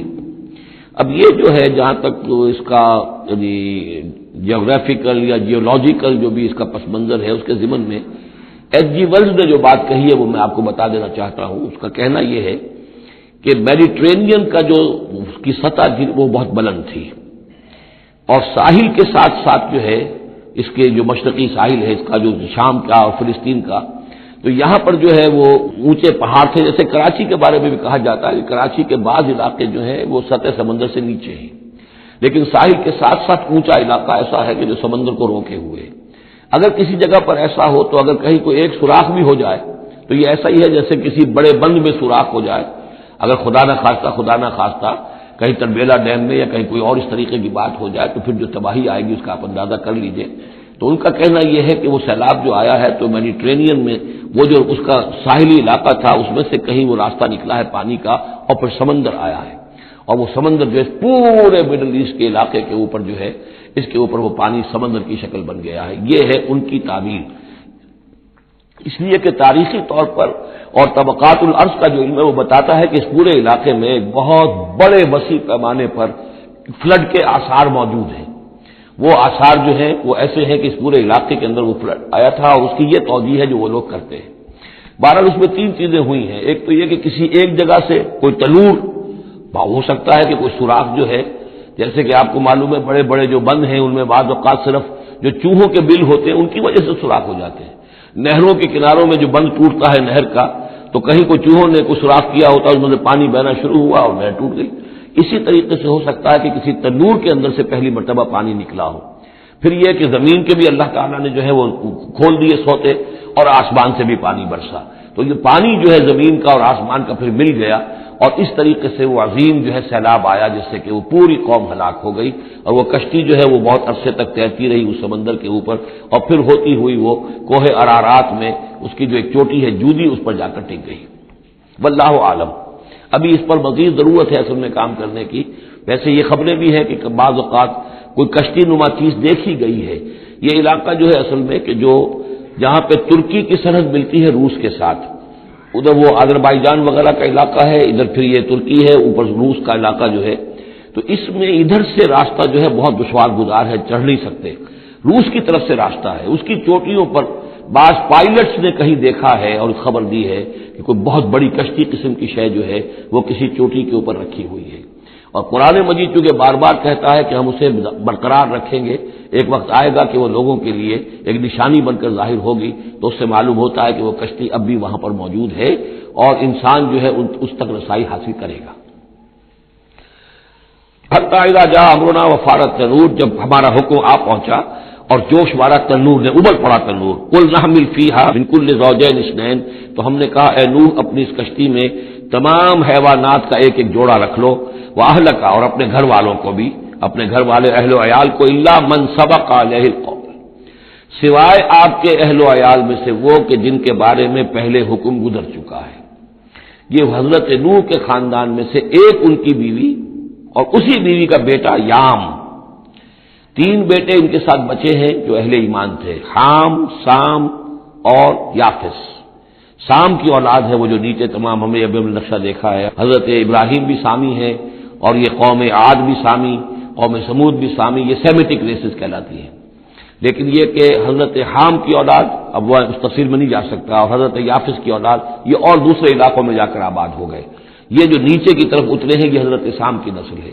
چوتھا بیٹا ان کا تھا یام، یا اس کا ایک خطاب اور بھی تھا کنعان، اور اس کی جو ماں تھی تو یہ مشرک تھے اور یہ اہل ایمان کے ساتھ شریک نہیں تھے، لہذا یہ کشتی میں شامل نہیں ہوئے۔ تو آپ اب رکھ لیجئے، سوال کرا لیجئے اپنی کشتی میں، من کل زوجین اثنین، ہر نوع کا ایک ایک جوڑا تمام حیوانات میں سے، وہ اہلک، اور اپنے گھر والوں کو، الا من سبق علیہ القول، مگر سوائے اس کے کہ جن کے اوپر پہلے سے حکم ہو چکا ہے، ومن آمن، اور باقی جتنے بھی اہل ایمان آپ کے ہیں ان سب کو بھی سوار کر لیجئے، وما آمن معہ الا قلیل، اور نہیں ایمان لائے تھے ان کے ساتھ مگر بہت ہی کم، نہ ہونے کے برابر۔ قلیل جو ہے انگریزی میں اے لٹل اور دی لٹل، ان دونوں میں جو فرق ہے، یہاں قلیل جو ہے دی لٹل کے معنی میں آیا ہے کہ بالکل نہ ہونے کے برابر۔ وقال ارکبوا فیہا بسم اللہ مجریہا ومرساہا، اور حضرت نوح نے فرمایا اب سوار ہو جاؤ اس میں، اللہ کے نام کے ساتھ ہی ہے اس کا چلنا بھی اور اس کا لنگر انداز ہونا بھی، اللہ ہی اس کو چلائے گا بھی جب تک یہ پانی میں تیرتی رہے گی، اور اللہ ہی کے حکم سے یہ لنگر انداز ہوگی جہاں بھی اللہ کی مشیت ہوگی کہ یہ لنگر انداز ہو جائے۔ ان ربی لغفور الرحیم، یقین میرا رب غفور اور رحیم ہے۔ وہی تجری بہم فی موج کالجبال، اب وہ کشتی چل رہی تھی ان کو لے کر موجوں میں، اور موجیں پہاڑ جیسی موجیں۔ ونادى نوح ابنہ، اور نوح نے پکارا اپنے بیٹے کو، اسی کو یام کو یا کنعان کو، وکان فی معدل، اور وہ ایک کنارے کی طرف تھا، یا بنی ارکب معنا، اے میرے بیٹے آؤ ہمارے ساتھ شریک ہو جاؤ، ولا تکن مع الکافرین، اور کافروں کا ساتھ نہ دو، کافروں کے ساتھ نہ رہو بلکہ ہماری کشتی میں آ جاؤ۔ قال سآوی الی جبل یعصمنی من الماء، اس نے کہا نہیں میں ابھی اس پہاڑ کے اوپر چڑھ جاؤں گا، میں وہاں پہنچ جاؤں گا، وہ مجھے پانی سے بچا لے گا۔ قال لا عاصم اليوم من امر اللہ الا من رحم، حضرت نوح نے فرمایا نہیں، آج کے دن کوئی شے بچانے والی نہیں ہے اللہ کے امر سے سوائے اس کے جس پر اللہ ہی رحم فرما دے۔ وحال بینہم الموج، اور اسی گفتگو کے دوران ایک بڑی سی موج حائل ہوئی ان کے مابین، فکان من المغرقین، اور وہ بیٹا جو ہے ان کی نگاہوں کے سامنے غرق ہو گیا۔ وقیل یا ارض ابلعی ماءک، اور کہہ دیا گیا اے زمین اپنے پانی کو نگل جا، واپس پانی زمین کے اندر جذب ہو جائے۔ کتنا وقت لگا ہوگا یہ اللہ بہتر جانتا ہے، لیکن یہ آخر کار جو شکل بنی ہے کہ زمین کے اندر پانی جذب ہو گیا جو زمین سے آیا تھا۔ وَيَا سَمَاءُ أَقْلِعِي، اور اے آسمان تو بھی اب تھم جا، جو بھی بارش آنی تھی اس طوفان کے لیے اس کو بھی اختتام کا حکم ہو گیا۔ وَغِيضَ الْمَاءُ، اور پانی سکھا دیا گیا۔ وَقُضِيَ الْأَمْرُ، اور فیصلہ چکا دیا گیا۔ وَاسْتَوَتْ عَلَى الْجُودِي، اور وہ کشتی جو ہے جودی پہاڑ کے اوپر جا کر رک گئی۔ وَقِيلَ بُعْدًا لِلْقَوْمِ الظَّالِمِينَ، اور کہہ دیا گیا ہلاکت اور دوری ہے اس قوم کے لیے کہ جو ظالم تھی، یعنی اب اس کا نسیہ منسیہ ہو گئی، اب اس کا نام و نشان موجود نہ رہا۔ وَنَادَى نُوحٌ رَبَّهُ، اور پکارا نوح نے اپنے رب کو، فقال رب ان ابنی من اہلی، انہوں نے کہا پروردگار میرا بیٹا میرے اہل میں سے تھا اور تیرا وعدہ تھا میرے اہل کو بچا لے گا۔ وَإِنَّ وَعْدَكَ الْحَقُّ، اور تیرا وعدہ سچا ہے۔ وَأَنْتَ أَحْكَمُ الْحَاكِمِينَ، اور یقیناً تو تمام حاکموں میں سب سے بڑا اور سب سے منصف اور سب سے عادل حاکم ہے۔ قال یا نوح انہ لیس من اہلک، انہوں نے اللہ نے جواب دیا اے نوح وہ تمہارے اہل میں سے نہیں ہے۔ انہ عمل غیر صالح، اس کے اعمال، اس کا کردار، اس کے عقائد، اس کے نظریات غیر صالح ہیں۔ فلا تسألن ما لیس لک بہ علم، تو اب مجھ سے ان چیزوں کے بارے میں سوال نہ کرو جس کے لیے تمہارے پاس کوئی علم نہیں ہے۔ انی اعوذک ان تکون من الجاہلین، اور میں تمہیں نصیحت کر رہا ہوں کہ تم جاہلوں میں سے نہ بن جاؤ۔ یہاں وہ یاد کر لیجئے سورہ نام کی آیت 35، اس میں حضور سے کہا گیا تھا فلا تکونن من الجاہلین، میں نے اس وقت بھی نوٹ کرا دیا تھا کہ یہ سخت ترین الفاظ یا حضور سے فرمائے گئے ہیں سورہ نام میں، اور یہاں پر سورہ ہود میں یہ آئے ہیں حضرت نوح علیہ السلام سے خطاب کرتے ہوئے، انی اعوذک ان تکون من الجاہلین۔ یہاں میں صرف ذکر کر دیتا ہوں کہ یہاں جو اہل تشیع کی تفسیر ہے وہ یہ ہے کہ ان کی جو یہ بیوی تھی زانیہ تھی، ان کی رائے یہ ہے، اور یہ بیٹا بھی جو ہے حضرت نوح علیہ السلام کے صلب سے نہیں تھا۔ تو یہ تعبیر وہ کرتے ہیں اس واقعے کی، انہ لیس من اہلک، یہ تمہارے اہل میں سے ہے ہی نہیں، یہ تمہاری نسل سے نہیں ہے، انہ عمل غیر صالح، یہ تو ایک غیر صالح عمل ہے، اس کے نتیجے میں وجود میں آیا ہے۔ لیکن اہل سنت اس کو تسلیم نہیں کرتے۔ اس کی وجہ یہ ہے کہ جو قاعدہ دیا گیا ہے سورہ نور میں وہ یہ ہے کہ اللہ تعالیٰ صالح لوگوں کے لیے بیویاں بھی دیکھ دیتا ہے، اور جو خبیثات للخبیثین والخبیثون للخبیثات والطیبات للطیبین والطیبین للطیبات، تو یہ چیزیں جو ہے اس کے چونکہ خلاف جاتا ہے، اس لیے یہ کہ صرف مشرک ہونے کی حد تک کہ یہ مشرک تھے ماں بیٹا، اس لیے جو کٹے رہے، تو اسی پر اہل سنت کا اجماع ہے۔ قال رب انی اعوذ بک ان اسألک ما لیس لی بہ علم، حضرت نوح نے عرض کیا پروردگار میں تیری پناہ طلب کرتا ہوں اس سے کہ میں تجھ سے ایسی بات کا سوال کروں جس کے لیے کہ میرے پاس کوئی علم نہیں ہے، وَإِلَّا تَغْفِرْ لِي وَتَرْحَمْنِي، اور اگر تو نے مجھے معاف نہ فرما دیا اور رحم نہ فرمایا، اکم من الخاسرین، تو میں تو ہو جاؤں گا خسارہ پانے والوں میں۔ قیل یا نوح اہبط بسلام منا وبرکات علیک، ہم نے کہا نوح اب اترو، اس کشتی سے اترو، بسلام منا، ہماری طرف سے سلامتی کے ساتھ، وبرکات، اور برکتوں کے ساتھ، علیکا، جو تم پر بھی ہوں گی، وعلی امم ممن معک، اور ان امتوں پر بھی ہماری یہ برکات ہوں گی کہ جو ان لوگوں کے ساتھ جو ان کی نسل سے وجود میں آئیں گی جو تمہارے ساتھ ہیں۔ تو گویا کہ نسل انسانی بعد میں عام خیال یہی ہے کہ حضرت نوح علیہ السلام کے 3 بیٹوں ہی سے چلی ہے، باقی اگر کچھ لوگ تھے بھی ان کے ساتھ تو وہ ایسے تھے کہ جن کی کوئی نسل آگے نہیں چلی ہے، بلکہ یہ دنیا کی جو نسلیں اس وقت دنیا میں ہیں نوع انسانی، وہ یہ حضرت یافس، حضرت حام اور حضرت سام کی نسل ہی سے ہیں۔ یہ خیال ہے، واللہ عالم، یقین کے ساتھ نہیں کہا جا سکتا، ویسے میرا اپنا رجحان بھی اسی طرف ہے۔ حضرت یافس کی اولاد جو ہے وہ یہ جو پہاڑی علاقہ ہے، جیسا کہ ابھی آپ نے نقشے میں دیکھا تھا، اس سے اوپر جو ہے یہ سینٹرل ایشیا کے پہاڑ ہیں، اس پہاڑ کو کراس کیا انہوں نے، اور وہ جو پھر میدانی علاقہ ہے روس کا، اور اس کی طرف سے ہوتے ہوتے وہ سیرائے گوبی سے ہوتے ہوئے چین کا، تو حضرت یافس کی اولاد ادھر پھیل گئی ہے، یورپ سے لے کر اور چائنا تک یہ سب یافس کی نسل ہے۔ حضرت حام کی اولاد مشرق اور مغرب میں چلی گئی، اسی پہاڑی سلسلے کے دامن میں ہوتی ہوئی، ایک شاخ ان کی ایران ہوتے ہوئے بھارت چلی گئی، انڈیا چلی گئی، سندھ اور ہند، اور ایک شاخ جو ہے سینائی پیننسولا کراس کر کے یہ سوڈان اور مصر چلی گئی۔ یہ ہے حضرت حام کی نسل میں سے۔ یہ عام طور پر جو ہمارے پرانے ماہرین انساب ہیں ان کا کہنا یہ ہے۔ انہی میں سے معلوم ہوتا ہے کہ جو یہ یورپین ہیں جو کہ انڈو ایرینز جو کہلاتے ہیں، تو یہ ایرینز جو ہے یہ سب حضرت حام کی اولاد میں سے معلوم ہوتے ہیں۔ ان میں سے گریکس بھی ہیں اور ان میں رومنز بھی ہیں اور ان میں جرمنز بھی ہیں۔ باقی جو ہے نسلیں جو ہیں یہ اینگلو سیکسنز، یہ ہے حضرت یافسی کی نسل سے جو اوپر سے جا کر اور یہ اسکینڈینیوین کنٹریز سے ہو کر پھر نیچے اترے ہیں یورپ کی طرف۔ تو یہ جو ناردرنرز کہلاتے ہیں، دی نارڈک ریسز، شمالی اقوام جو ہے، اینگلو سیکسنز ان میں سے ہیں، لیکن جو مشرقی یورپ کی یہ اقوام ہیں یہ اصل میں یہ بھی آریائی نسل جو ہے حضرت حام کی نسل میں سے، واللہ عالم۔ تو یہاں وہ الفاظ آ گئے تھے،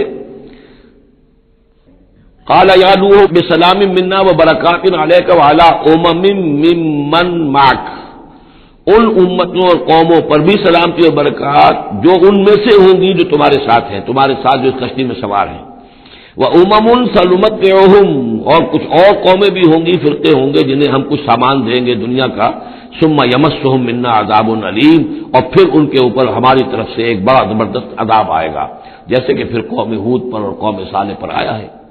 تِلْكَ مِنْ أَنْبَاءِ الْغَيْبِ نُوحِيهَا إِلَيْكَ، یہ غیب کی خبروں میں سے ہے جو وحی کر رہے ہیں ہم آپ کی جانب اے محمد صلی اللہ علیہ وسلم۔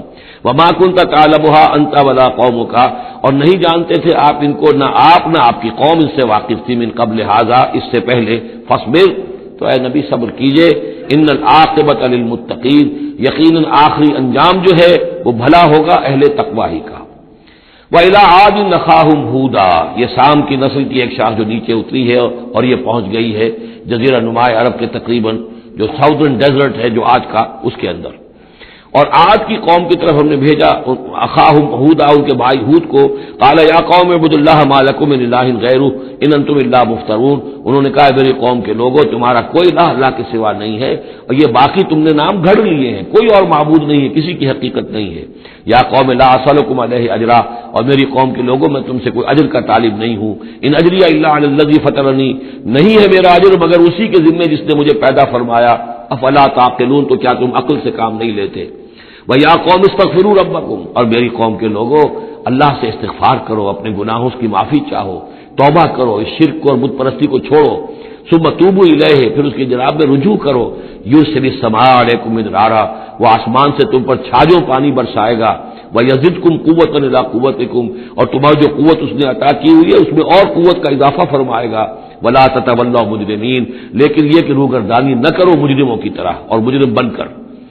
قالوا یا ہود ما جئتنا ببینہ، انہوں نے کہا کہ اے ہود دیکھو تم کوئی ہمارے پاس سند لے کر نہیں آئے، کوئی معجزہ لے کر نہیں آئے، وما نحن بتارکی آلہتنا عن قولک، اور ہم نہیں ہیں اپنے معبودوں کو چھوڑنے والے صرف تمہارے کہنے سے، وما نحن لک بمؤمنین، اور ہم نہیں ہیں تمہاری بات ماننے والے، ان نقول الا اعتراک بعض آلہتنا بسوء، ہم تو یہی کہتے ہیں اس کے سوا اور کچھ نہیں ہمارا خیال کہ ہمارے بعض معبودوں کی جو تم نے کوئی گستاخی کی ہے، ان کی نفی کی ہے، تو ان کی طرف سے تمہیں کوئی تکلیف پہنچ گئی ہے، یعنی تمہارا دماغی توازن ٹھیک نہیں رہا ہے، کوئی آسیب تمہیں ہو گیا ہے، تم پر پھٹکار پڑی ہے ہمارے بعض معبودوں کی۔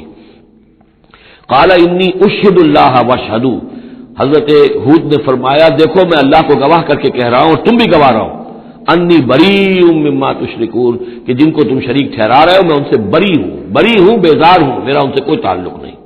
وہی بات جو حضرت ابراہیم نے فرمائی تھی کہ مجھے ان کا کوئی خوف نہیں، من دونہ ہی، اس کے سوا تم جو شرک کر رہے ہو، فکیدونی جمیعا، تو تم سب کے سب مل کر میرے خلاف جو چاہو کارروائی کر لو، کیدونی، جو چالیں چلنی چاہے چل لو، ثم لا تنظرون، مجھے کوئی مہلت نہ دو، انی توکلت علی اللہ ربی و ربکم، میں نے تو توکل کیا ہے اپنے رب پر، اللہ پر جو میرا بھی رب ہے اور تمہارا بھی رب ہے، ما من دابۃ الا هو آخذ بناصیتها، نہیں ہے کوئی بھی جاندار مگر یہ کہ اس کی پیشانی جو ہے اللہ ہی کے ہاتھ میں ہے۔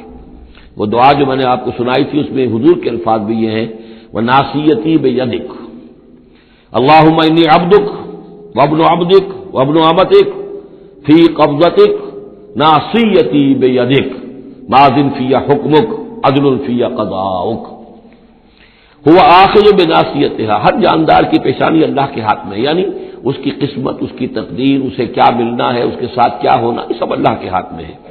ان ربی علی صراط مستقیم، یقیناً میرا رب تو سیدھی راہ پر ملے گا، سیدھی توحید کی راہ پر جاؤ گے تو رب کے قریب پہنچو گے، میرا رب جو ہے وہ عدل و انصاف کے راستے سے اور صراط مستقیم ہی سے اس تک رسائی حاصل ہو سکتی ہے۔ فَإِن تَوَلَّوْا فَقَدْ أَبْلَغْتُكُم مَّا أُرْسِلْتُ بِهِ إِلَيْكُمْ، پھر اگر تم پیٹھ موڑ لو، منہ پھیرو، انکار کرو، تو میں نے پہنچا دیا ہے تمہیں وہ پیغام جو مجھے دے کر بھیجا گیا تھا، مَّا أُرْسِلْتُ بِهِ إِلَيْكُمْ وَيَسْتَخْلِفُ رَبِّي قَوْمًا غَيْرَكُمْ، پھر میرا رب جو ہے تمہیں تباہ کرے گا، ختم کرے گا اور تمہاری جگہ کسی اور قوم کو لے آئے گا، وَلَا تَضُرُّونَهُ شَيْئًا، اور تم اس کا کچھ بگاڑ نہیں سکو گے، ان ربی علی کل شیء حفیظ، یقین میرا رب جو ہے ہر چیز کا نگہبان ہے۔ وَلَمَّا جَاءَ أَمْرُنَا، جب ہمارا حکم آ گیا، عذاب کا فیصلہ، نجینا ہودًا وَالَّذِينَ آمَنُوا مَعَهُ، ہم نے نجات دے دی، بچا لیا ہود کو اور ان کو جو اس کے ساتھ ایمان لائے تھے، برحمت منا، اپنی رحمت سے، ونجیناہم من عذاب غلیظ، اور ہم نے انہیں بچا لیا ایک بہت ہی گاڑھے اور بھاری عذاب سے۔ وَتِلْكَ عَادٌ جَحَدُوا بِآيَاتِ رَبِّهِمْ، یہ تھے عاد، یہ تھی قوم، بڑی زبردست قوم، انہوں نے انکار کیا اپنے رب کی آیات کا، وَعَصَوْا رُسُلَهُ، اور انہوں نے نافرمانی کی اپنے رسولوں کی۔ یہ رسولوں سے مراد کیا ہے؟ اصل میں انبیاء تو آتے رہتے ہیں، آخر میں پھر رسول آتا ہے، چھوٹے چھوٹے جس طریقے سے کہ اللہ تعالیٰ کی طرف سے سمجھانے کے لیے ان کے معلمین کی حیثیت سے، تو وہاں پہ ان کو بھی رسول کہہ دیا گیا، جیسا کہ میں نے کہا تھا قرآن مجید میں یہ الفاظ ایک دوسرے کی جگہ آ جاتے ہیں۔ وَاتَّبَعُوا أَمْرَ كُلِّ جَبَّارٍ عَنِيدٍ، انہوں نے رسولوں کی تو نافرمانی کی اور پیروی کی ان کے حکم کی جو سرکش تھے اور مخالف تھے۔ وَأُتْبِعُوا فِي هَذِهِ الدُّنْيَا لَعْنَةً، اور ان کے پیچھے لگا دی گئی اس دنیا میں بھی لعنت، وَيَوْمَ الْقِيَامَةِ، اور قیامت کے دن کے لیے بھی، الا ان عادا کفروا ربهم، آگاہ ہو جاؤ قوم عاد نے اپنے رب کا کفر کیا تھا، الا بعدا لعاد قوم ہود، سن لو پھٹکار ہے عاد پر جو قوم ہود تھی جس کی طرف حضرت ہود علیہ السلام کو بھیجا گیا. وَإِلَىٰ ثَمُودَ أَخَاهُمْ صَالِحًا. اب ان میں سے جو لوگ بچے تھے وہ پھر آگے وسطی علاقے کی طرف گئے ہیں اور وہاں ہجر کے علاقے میں جا کے آباد ہوئے. وہاں سمود نام کی ایک بڑی قوم ابری اور ان کے اندر بھی جب پھر وہی خرابیاں آ گئی, وہی شیطان نے ان کو پٹی پڑھائی, وہی بت پرستی شروع ہو گئی, وہی ان کے معبود ہو گئے, تراش لیے انہوں نے. تو اِلَىٰ ثَمُودَ أَخَاهُمْ صَالِحًا, سمود کی طرف ہم نے بھیجا ان کے بھائی صالح کو. قال یا قوم اعبدوا اللہ ما لکم من الہ غیرہ, انہوں نے فرمایا کہ اے میری قوم کے لوگوں اللہ کی بندگی کرو, تمہارا کوئی معبود اس کے سوا نہیں ہے. هو انشاکم من الارض, اس نے تمہیں زمین سے اٹھایا ہے, ابھارا ہے, بنایا ہے زمین سے. واستعمرکم فیہا, اور اس میں تم کو آباد کیا ہے. فاستغفروہ, تو اس سے استغفار کرو, اس سے اپنے گناہ بخشواؤ. ثم توبوا الیہ, اور پھر اس کی جانب میں رجوع کرو. ان ربی قریب مجیب, یقین میرا رب قریب ہے اور دعا کا قبول کرنے والا ہے. قالوا یا صالح قد كنت فینا مرجوا, انہوں نے کہا ہے صالح تم سے تو ہماری بڑی امیدیں وابستہ تھی. ظاہر بات ہے کہ ایک شخص جو ہے جس کو اللہ چنتا تھا اپنے اخلاق میں, سمجھ میں, فہم میں, فطانت میں وہ ممتاز ہوتے تھے, تو ہم سمجھتے تھے تم آباء و اجداد کا نام روشن کرو گے. یہ تم نے کیا کیا؟ تم نے تو کہنا شروع کر دیا کہ آباء و اجداد کے جو طریقے ہیں یہ غلط ہے, ان کا دین غلط ہے, ان کے عقیدے غلط ہیں, ان کے یہ معبود جن کو ہمارے آباء و اجداد پوجتے آئے ان کی کوئی حقیقت نہیں. ہم توقع کرتے تھے کہ تم قوم کا نام روشن کرو گے, تم آباء و اجداد کے لیے عزت کا, ان کے لیے مزید جو ہے دنیا کے اندر ان کے ناموری کا سبب ذریعہ بنو گے. قالوا یا صالح قد كنت فینا مرجوا, تم سے تو ہمیں بہت سی امیدیں تھی قبل ھذا, اس سے پہلے. اتنہانا نعبد ما یعبد آباؤنا, یہ کیا ہوا تم ہمیں روک رہے ہو ان چیزوں کو پوجنے سے کہ جن کو ہمارے آباء و اجداد پوجتے تھے. وَإِنَّنَا لَفِي شَكٍّ مِّمَّا تَدْعُونَا إِلَيْهِ مُرِيبٍ, اور یقیناً جس چیز کی طرف تم ہمیں بلا رہے ہو اس کے بارے میں ہمیں شکوک و شبہات ہیں, ہمارا دل اس پر ٹھکتا نہیں ہے. قال یا قوم ارأیتم ان کنت علی بینۃ من ربی, وہی بات انہوں نے کہی, اے میری قوم کے لوگوں سوچو اگر میں پہلے سے بھی اپنے رب کی طرف سے بینہ پر تھا, میری فطرت سلیم تھی, تم دیکھتے تھے کہ میں تمہارے درمیان ایک اچھا آدمی تھا, صاف ستھرا کردار رکھنے والا انسان تھا, میری فطرت صالح تھی. وآتانی منہ رحمۃ, اور اللہ نے پھر مجھے اپنے پاس سے رحمت عطا کر دی, اب وہی آ گئی, نبوت عطا کر دی گئی. فَمَن يَنصُرُنِي مِنَ اللَّهِ إِنْ عَصَيْتُهُ, تو اب اگر میں اللہ کی نافرمانی کروں تو مجھے کون بچائے گا اللہ سے, کون اس کی پکڑ سے مجھے بچا سکے گا. فَمَا تَزِيدُونَنِي غَيْرَ تَخْسِيرٍ, تو تم تو اضافہ نہیں کرو گے میرے لیے مگر خسارے کے اندر. تم چاہتے ہو کہ میں اپنی اس چیز کو چھوڑ کر اور آباء و اجداد کا نام لوں اور ان کے معبودوں کو پوجنا شروع کر دوں, تو تم تو میری تباہی کے در پہ ہو. وَيَا قَوْمِ هَٰذِهِ نَاقَةُ اللَّهِ لَكُمْ آیَةٌ, اور دیکھو میری قوم کے لوگوں یہ اللہ کی اونٹنی ہے تمہارے لیے ایک نشانی ہے. فَذَرُوهَا تَأْكُلْ فِي أَرْضِ اللَّهِ, اسے چھوڑے رکھو یہ چرتی رہے اللہ کی زمین میں, جہاں چاہے جہاں سے چاہے کھائے. وَلَا تَمَسُّوهَا بِسُوءٍ, اور دیکھنا کسی برے ارادے سے اس کو ہاتھ نہ لگانا. فَيَأْخُذَكُمْ عَذَابٌ قَرِيبٌ, تو پھر تمہیں آ پکڑے گا وہ عذاب کہ جو اب دور نہیں ہے قریب ہی ہے. فَعَقَرُوهَا, تو انہوں نے اس کی کونچیں کاٹ ڈالی, اس کو ہلاک کر دیا.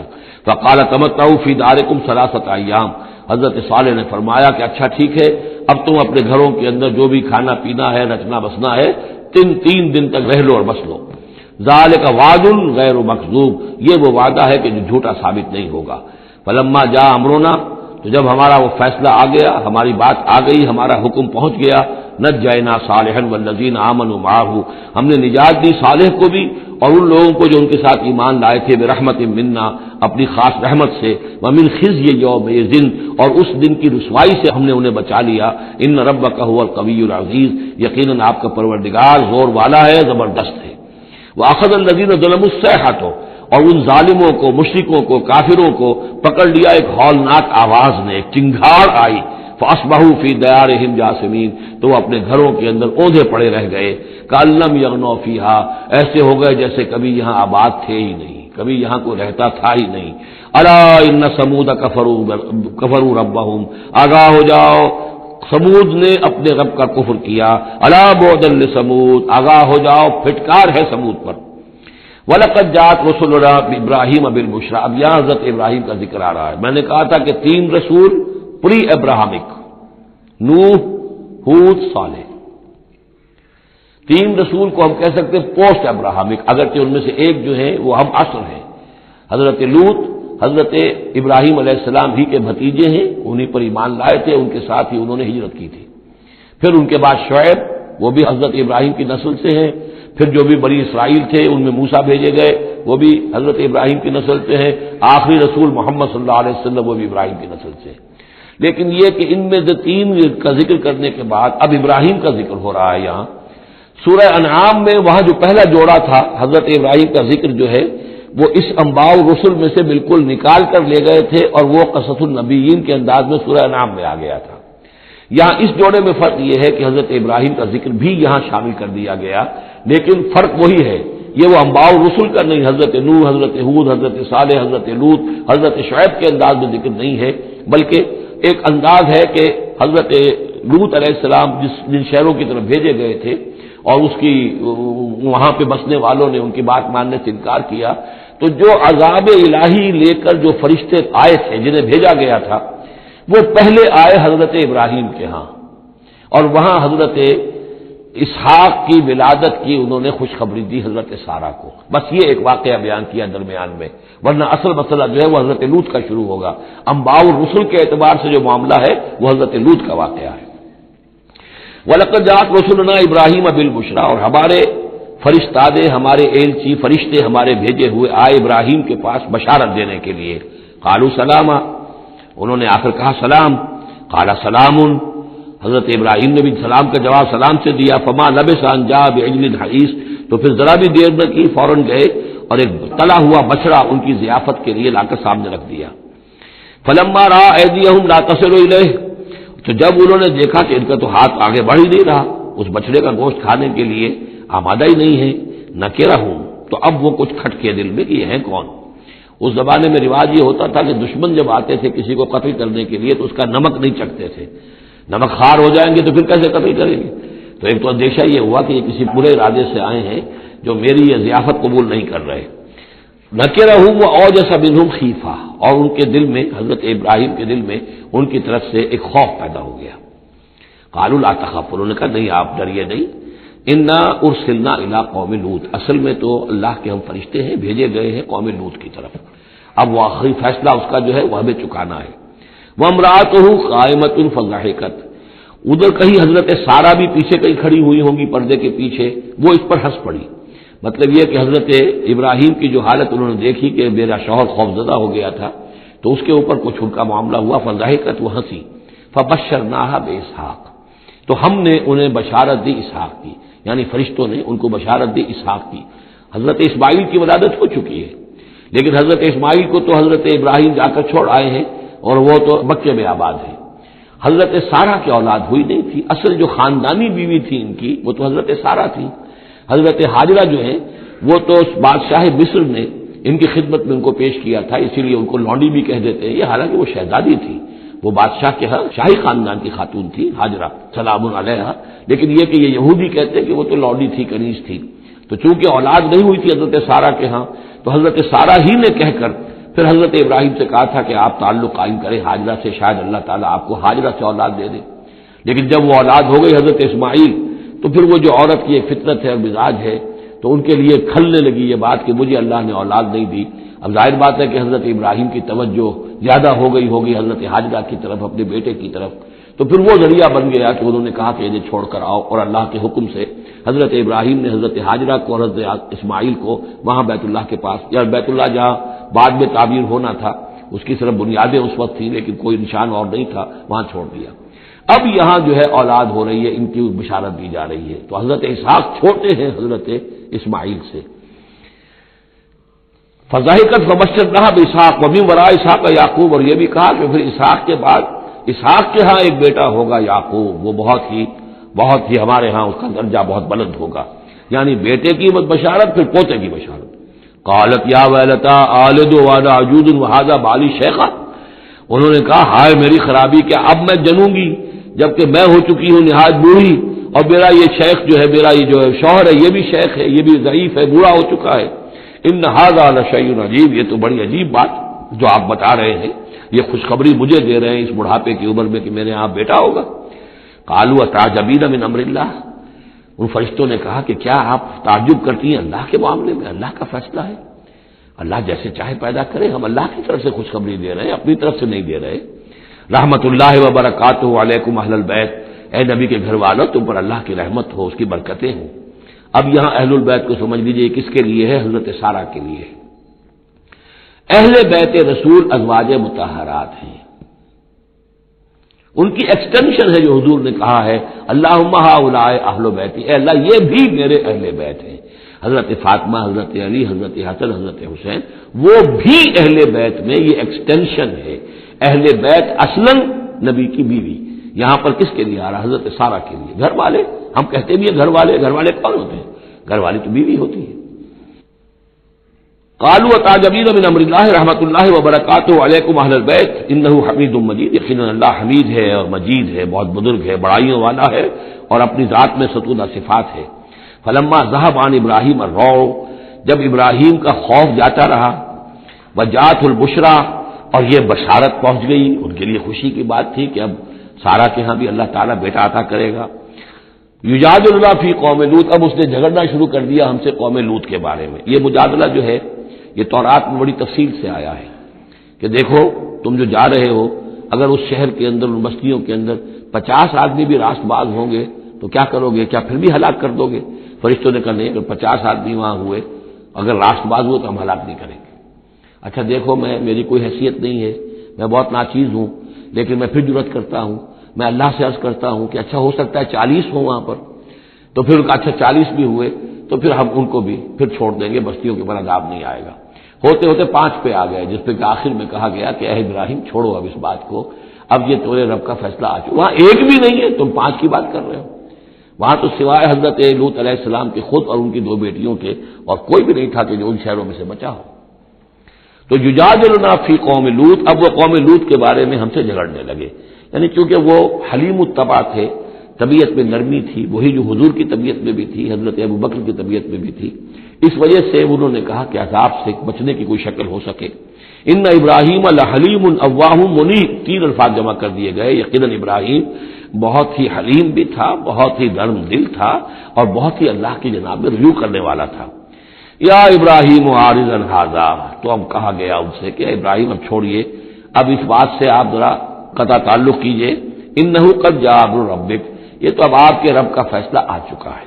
وَإِنَّهُمْ آتِيهِمْ عَذَابٌ غَيْرُ مَرْدُودٌ، اب ان پر وہ عذاب آ کر ہی رہے گا جسے لوٹایا نہیں جا سکے گا۔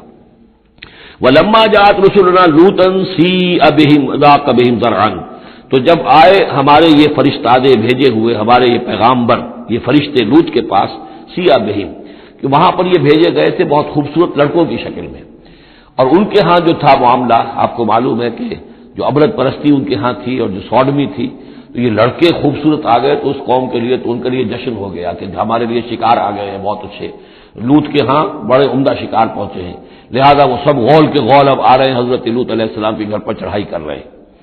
تو جب ہمارے یہ فرشتادہ، ہمارے یہ جو نوجوان لڑکوں کی شکل میں جن کو بھیجا گیا تھا فرشتوں کو، وہ جب پہنچے حضرت لوط کے پاس، سیئ بہم، وہ ان کو دیکھ کر بہت غمگین ہوا کہ یہ بڑا میرے لیے، وضاق بہم ذرعا، ان کا دل بڑا تنگ ہوا، وقال ھذا یوم عصیب، اور انہوں نے کہا یہ تو میرے لیے بڑا سختی کا دن آ گیا ہے، میرے پاس اتنی طاقت نہیں ہے کہ میں ان بدبختوں کا مقابلہ کر سکوں، اپنے ان مہمانوں کو ان کی دستبرد سے میں بچا سکوں۔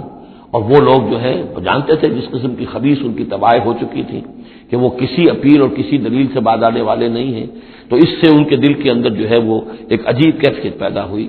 سیء بہم وضاق بہم ذرعا وقال ھذا یوم عصیب وجاءہ قومہ یہرعون الیہ، اور اب آئی اس کی قوم اس کے پاس والہانہ دوڑتی ہوئی، بڑے خوشی سے ناچتے ہوئے آ رہے ہیں کہ آج تو ہمارے لیے جو ہے وہ بہت ہی عمدہ شکار پہنچ گیا ہے۔ ومن قبل كانوا يعملون السيئات، وہ پہلے ہی سے ان گندے کاموں کے اندر ملوث تھے۔ قال یا قوم هؤلاء بناتی هن اطهر لكم، حضرت لوط نے فرمایا کہ دیکھو میری قوم کے لوگوں، میری بیٹیاں موجود ہیں، وہ تمہارے لیے بہت پاکیزہ ہیں۔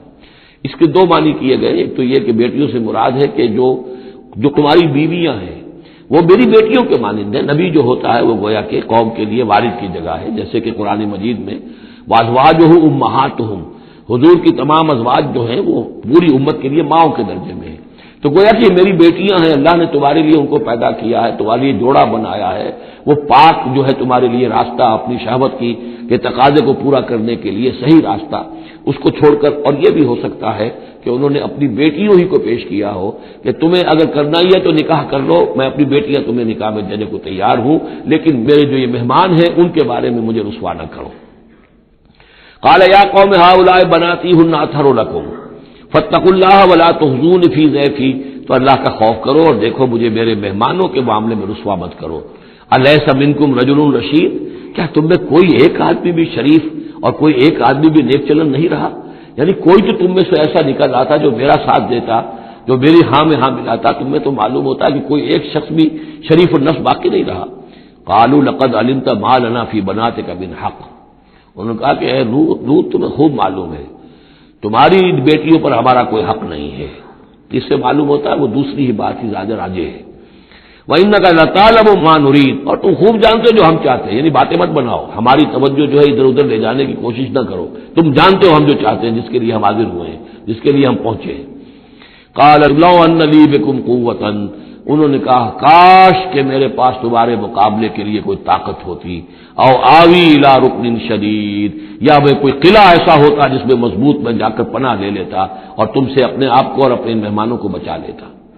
یہاں ہے اصل میں حضور صلی اللہ علیہ وسلم کی ایک حدیث میں الفاظ آئے ہیں، یرحم اللہ لوط لقد کان یاوی الی رکن شدید، اللہ تعالیٰ رحم فرمائے لوط پر، وہ ایک مضبوط قلعے میں تھے، اللہ تعالیٰ کی حفاظت تو انہیں حاصل تھی، لیکن یہ کہ اس وقت جو صورت بن گئی تھی ان کے لیے، جیسے جب جادوگروں نے جو اپنے انچھڑ پھینکے تھے اور وہ بھی بن گئے تھے فرعون کے دربار میں، وہ بھی شکل اختیار کر لی تھی انہوں نے سانپوں کی، تو حضرت موسیٰ پر بھی وقتی طور پر خوف طاری ہو گیا تھا۔ تو بد بنائے طب بشری خوف کا ہو جانا یہ کوئی نبوت کی عصمت کے منافی نہیں ہے۔ تو یہاں پر بھی اللہ تعالیٰ کی حفاظت تھی، اور جیسا کہ آیا فرشتوں نے پھر ذرا سا ایک ہاتھ ہلایا اور سب کے سب اندھے ہو گئے، وہ اس طرح کا معاملہ تفاصیل تورات میں ہے۔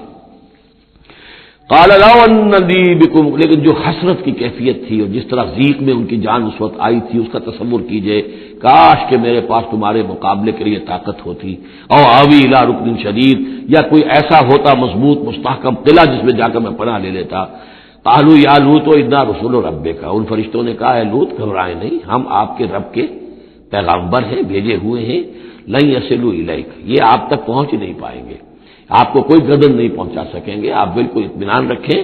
فَأَسْرِ بِأَهْلِكَ بِقِطْعٍ مِّنَ اللَّيْلِ، اور بھی رات کا ایک حصہ جو باقی ہے اس میں آپ اپنے اہل کو لے کر، اپنے گھر والوں کو لے کر نکل جائیے اس بستی سے۔ وَلَا يَلْتَفِتْ مِنكُمْ أَحَدٌ، اور کوئی بھی آپ میں سے پیچھے نہ دیکھے، پیچھے توجہ نہ کرے، پیچھے کی طرف کوئی خیال نہ آئے کہ ہمارے دوست تھے اور ہمارے یہ تھے اور ہمارے عزیز تھے، إِلَّا امْرَأَتَكَ، اور آپ کی بیوی بھی ساتھ نہیں جائے گی، وہ بھی یہیں رہے گی۔ یہ دو بیویاں ہیں جلیل القدر پیغمبروں کی، جن کا ذکر پھر آئے گا بڑی وضاحت کے ساتھ سورہ تحریم میں، ایک حضرت نوح علیہ السلام کی بیوی اور ایک حضرت لوط کی بیوی، کہ یہ اگرچہ کہ کانتا تحت عبدین من عبادنا صالحین فخانتاہما فلم یغنیا عنہما من اللہ شیئا، اگرچہ وہ ہمارے دو بہت ہی نیک اور بہت ہی برگزیدہ بندوں کے تحت تھی، ان کے گھروں میں آباد تھی، لیکن یہ کہ انہوں نے خیانت کی، اور اس کے نتیجے میں یہ ہے کہ پھر وہ اللہ تعالیٰ کے عذاب سے ان کے شوہر انہیں بچا نہیں سکے، نہ حضرت نوح بچا سکے اپنی اس بیوی کو اور نہ حضرت لوط بچا سکے اپنی اس بیوی کو۔ الا امرأتک، سوائے آپ کی بیوی کے، انہ مصیبھا ما اصابہم، اس کے اوپر تو وہی مصیبت آ کر رہنی ہے جو ان سب پر آنی ہے۔ ان موعدہم الصبح، اور دیکھیے ان کے وعدے کا وقت صبح کا ہے، صبح کو وہ عذاب آ جائے گا۔ الیس الصبح بقریب، کیا صبح قریب نہیں ہے؟ یعنی اب جلدی کیجئے، اب آپ فوری طور پر یہاں سے اپنی بچیوں کو لے کر نکل جائیے۔ فلما جاء امرنا جعلنا عالیہا سافلہا، جب ہمارا حکم آ پہنچا ہم نے اس کے اونچے کو نیچا کر دیا، یعنی کسی بستی کو تلپٹ کیا جائے تو چھت نیچے ہو جائے گی اور جو بنیادیں اوپر آ جائیں گی، عالیہا سافلہا، الٹ کر رکھ دیا بستیوں کو۔ وامطرنا علیہا حجارۃ من سجیل، اور مزید ان کے اوپر ہم نے بارش برسائی کنکروں کی، پتھروں کی، یعنی یہ کہ ایک طرف تو یہ کہ کچھ زلزلہ آیا یا کچھ اور زمین میں دھماکہ ہوا، ایکسپلوژن ہوا جس سے وہ بستیاں الٹ گئیں، اور اس کے بعد یہ ہے کہ آسمان سے پھر بارش ہوئی ہے ان پر سجیل۔ یہ سجیل اصل میں فارسی کا لفظ ہے سنگ گل، سنگ گل یعنی یہ کہ مٹی جو ہے اگر کسی صحرا کے اندر تھوڑی سی پھوار پڑے اور زیادہ تیز بارش نہ ہو تو وہ ہر قطرے کے ساتھ تھوڑی سی مٹی مل کر وہ ایک چھوٹا سا دانہ بنتا ہے، اور وہ پھر دھوپ جب پڑتی ہے تو وہ پھر پک جاتا ہے، جیسے کہ کہیں آپ اینٹیں پکاتے ہیں بھٹیوں کے اندر، یہ پھر کہلاتی ہے سنگ گل، یعنی یہ پتھر تو ہے لیکن یہ پتھر نہیں ہے، یہ مٹی کے بنے ہوئے پتھر ہیں، کنکر ہیں، ان کنکروں کی بارش ہوئی جس کے اندر کہ اس کو بالکل دفن کر دیا گیا ان دونوں شہروں کو۔ منضود تہ بر تہ، وہ جو بارش ہو رہی تھی کنکروں کی تہ بر تہ، مسومۃ عند ربک، اور وہ نشان زد تھے تیرے رب کی طرف سے، یعنی ہر ایک کے لیے معلوم تھا کہ کس کو کون سا پتھر لگنا ہے اور کون سا جو شخص ہے اس کی ہلاکت کس کے ذریعے سے ہونی ہے۔ وما ہی من الظالمین ببعید، اور یہ ان ظالموں سے کچھ زیادہ دور نہیں ہے، یعنی جو مشرکین مکہ ہیں، جو قریش ہیں اور عرب کے جو مشرک ہیں، ان سے یہ بستیاں کوئی دور تو نہیں ہے، اس لیے کہ یہ جب جاتے تھے فلسطین کی طرف اپنے قافلے لے کر تو یہاں سے گزرتے تھے۔ قوم سمود کے مسکن بھی ان کے راستے میں آتے تھے، قوم مدین کا علاقہ بھی ان کے راستے میں آتا تھا، پھر یہ عمورہ اور صدوم کی بستیوں کے جو ہے یہ بھی کچھ ان کے جو آثار باقی رہ گئے تھے وہ بھی آتے تھے۔ وَإِلَىٰ مَدْيَنَ أَخَاهُمْ شُعَيْبًا، اور مدین کی طرف ہم نے بھیجا ان کے بھائی شعیب کو۔ میں بتا چکا ہوں یہ بنی قطورہ میں سے ہے مدین، اور پھر ان سے جو ایک قوم بڑی بنی وہ آ کر خلیج عقبہ کے داہنی طرف علاقے کے اندر آباد ہو گئی، اور یہ انٹرسیکشن ہے، کراس روڈ ہے۔ قافلے جو جنوب سے شمال کو جاتے تھے یمن سے شام کو، اور شام سے یمن کو، وہ گزرتے تھے شمالن جنوبن، اور قافلے جو عراق سے آتے تھے اور مصر کو جاتے تھے وہ گزرتے تھے شرقن غربن۔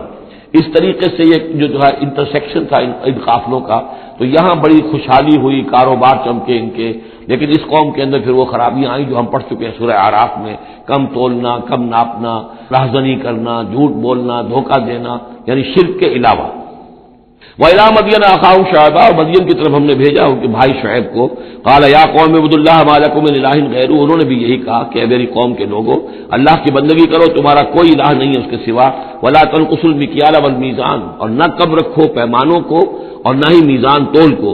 إِنِّي أَرَاكُمْ بِخَيْرٍ، میں تمہیں دیکھ رہا ہوں کہ آسودہ حال ہو، اللہ نے تمہیں آسودہ حال کیا ہے۔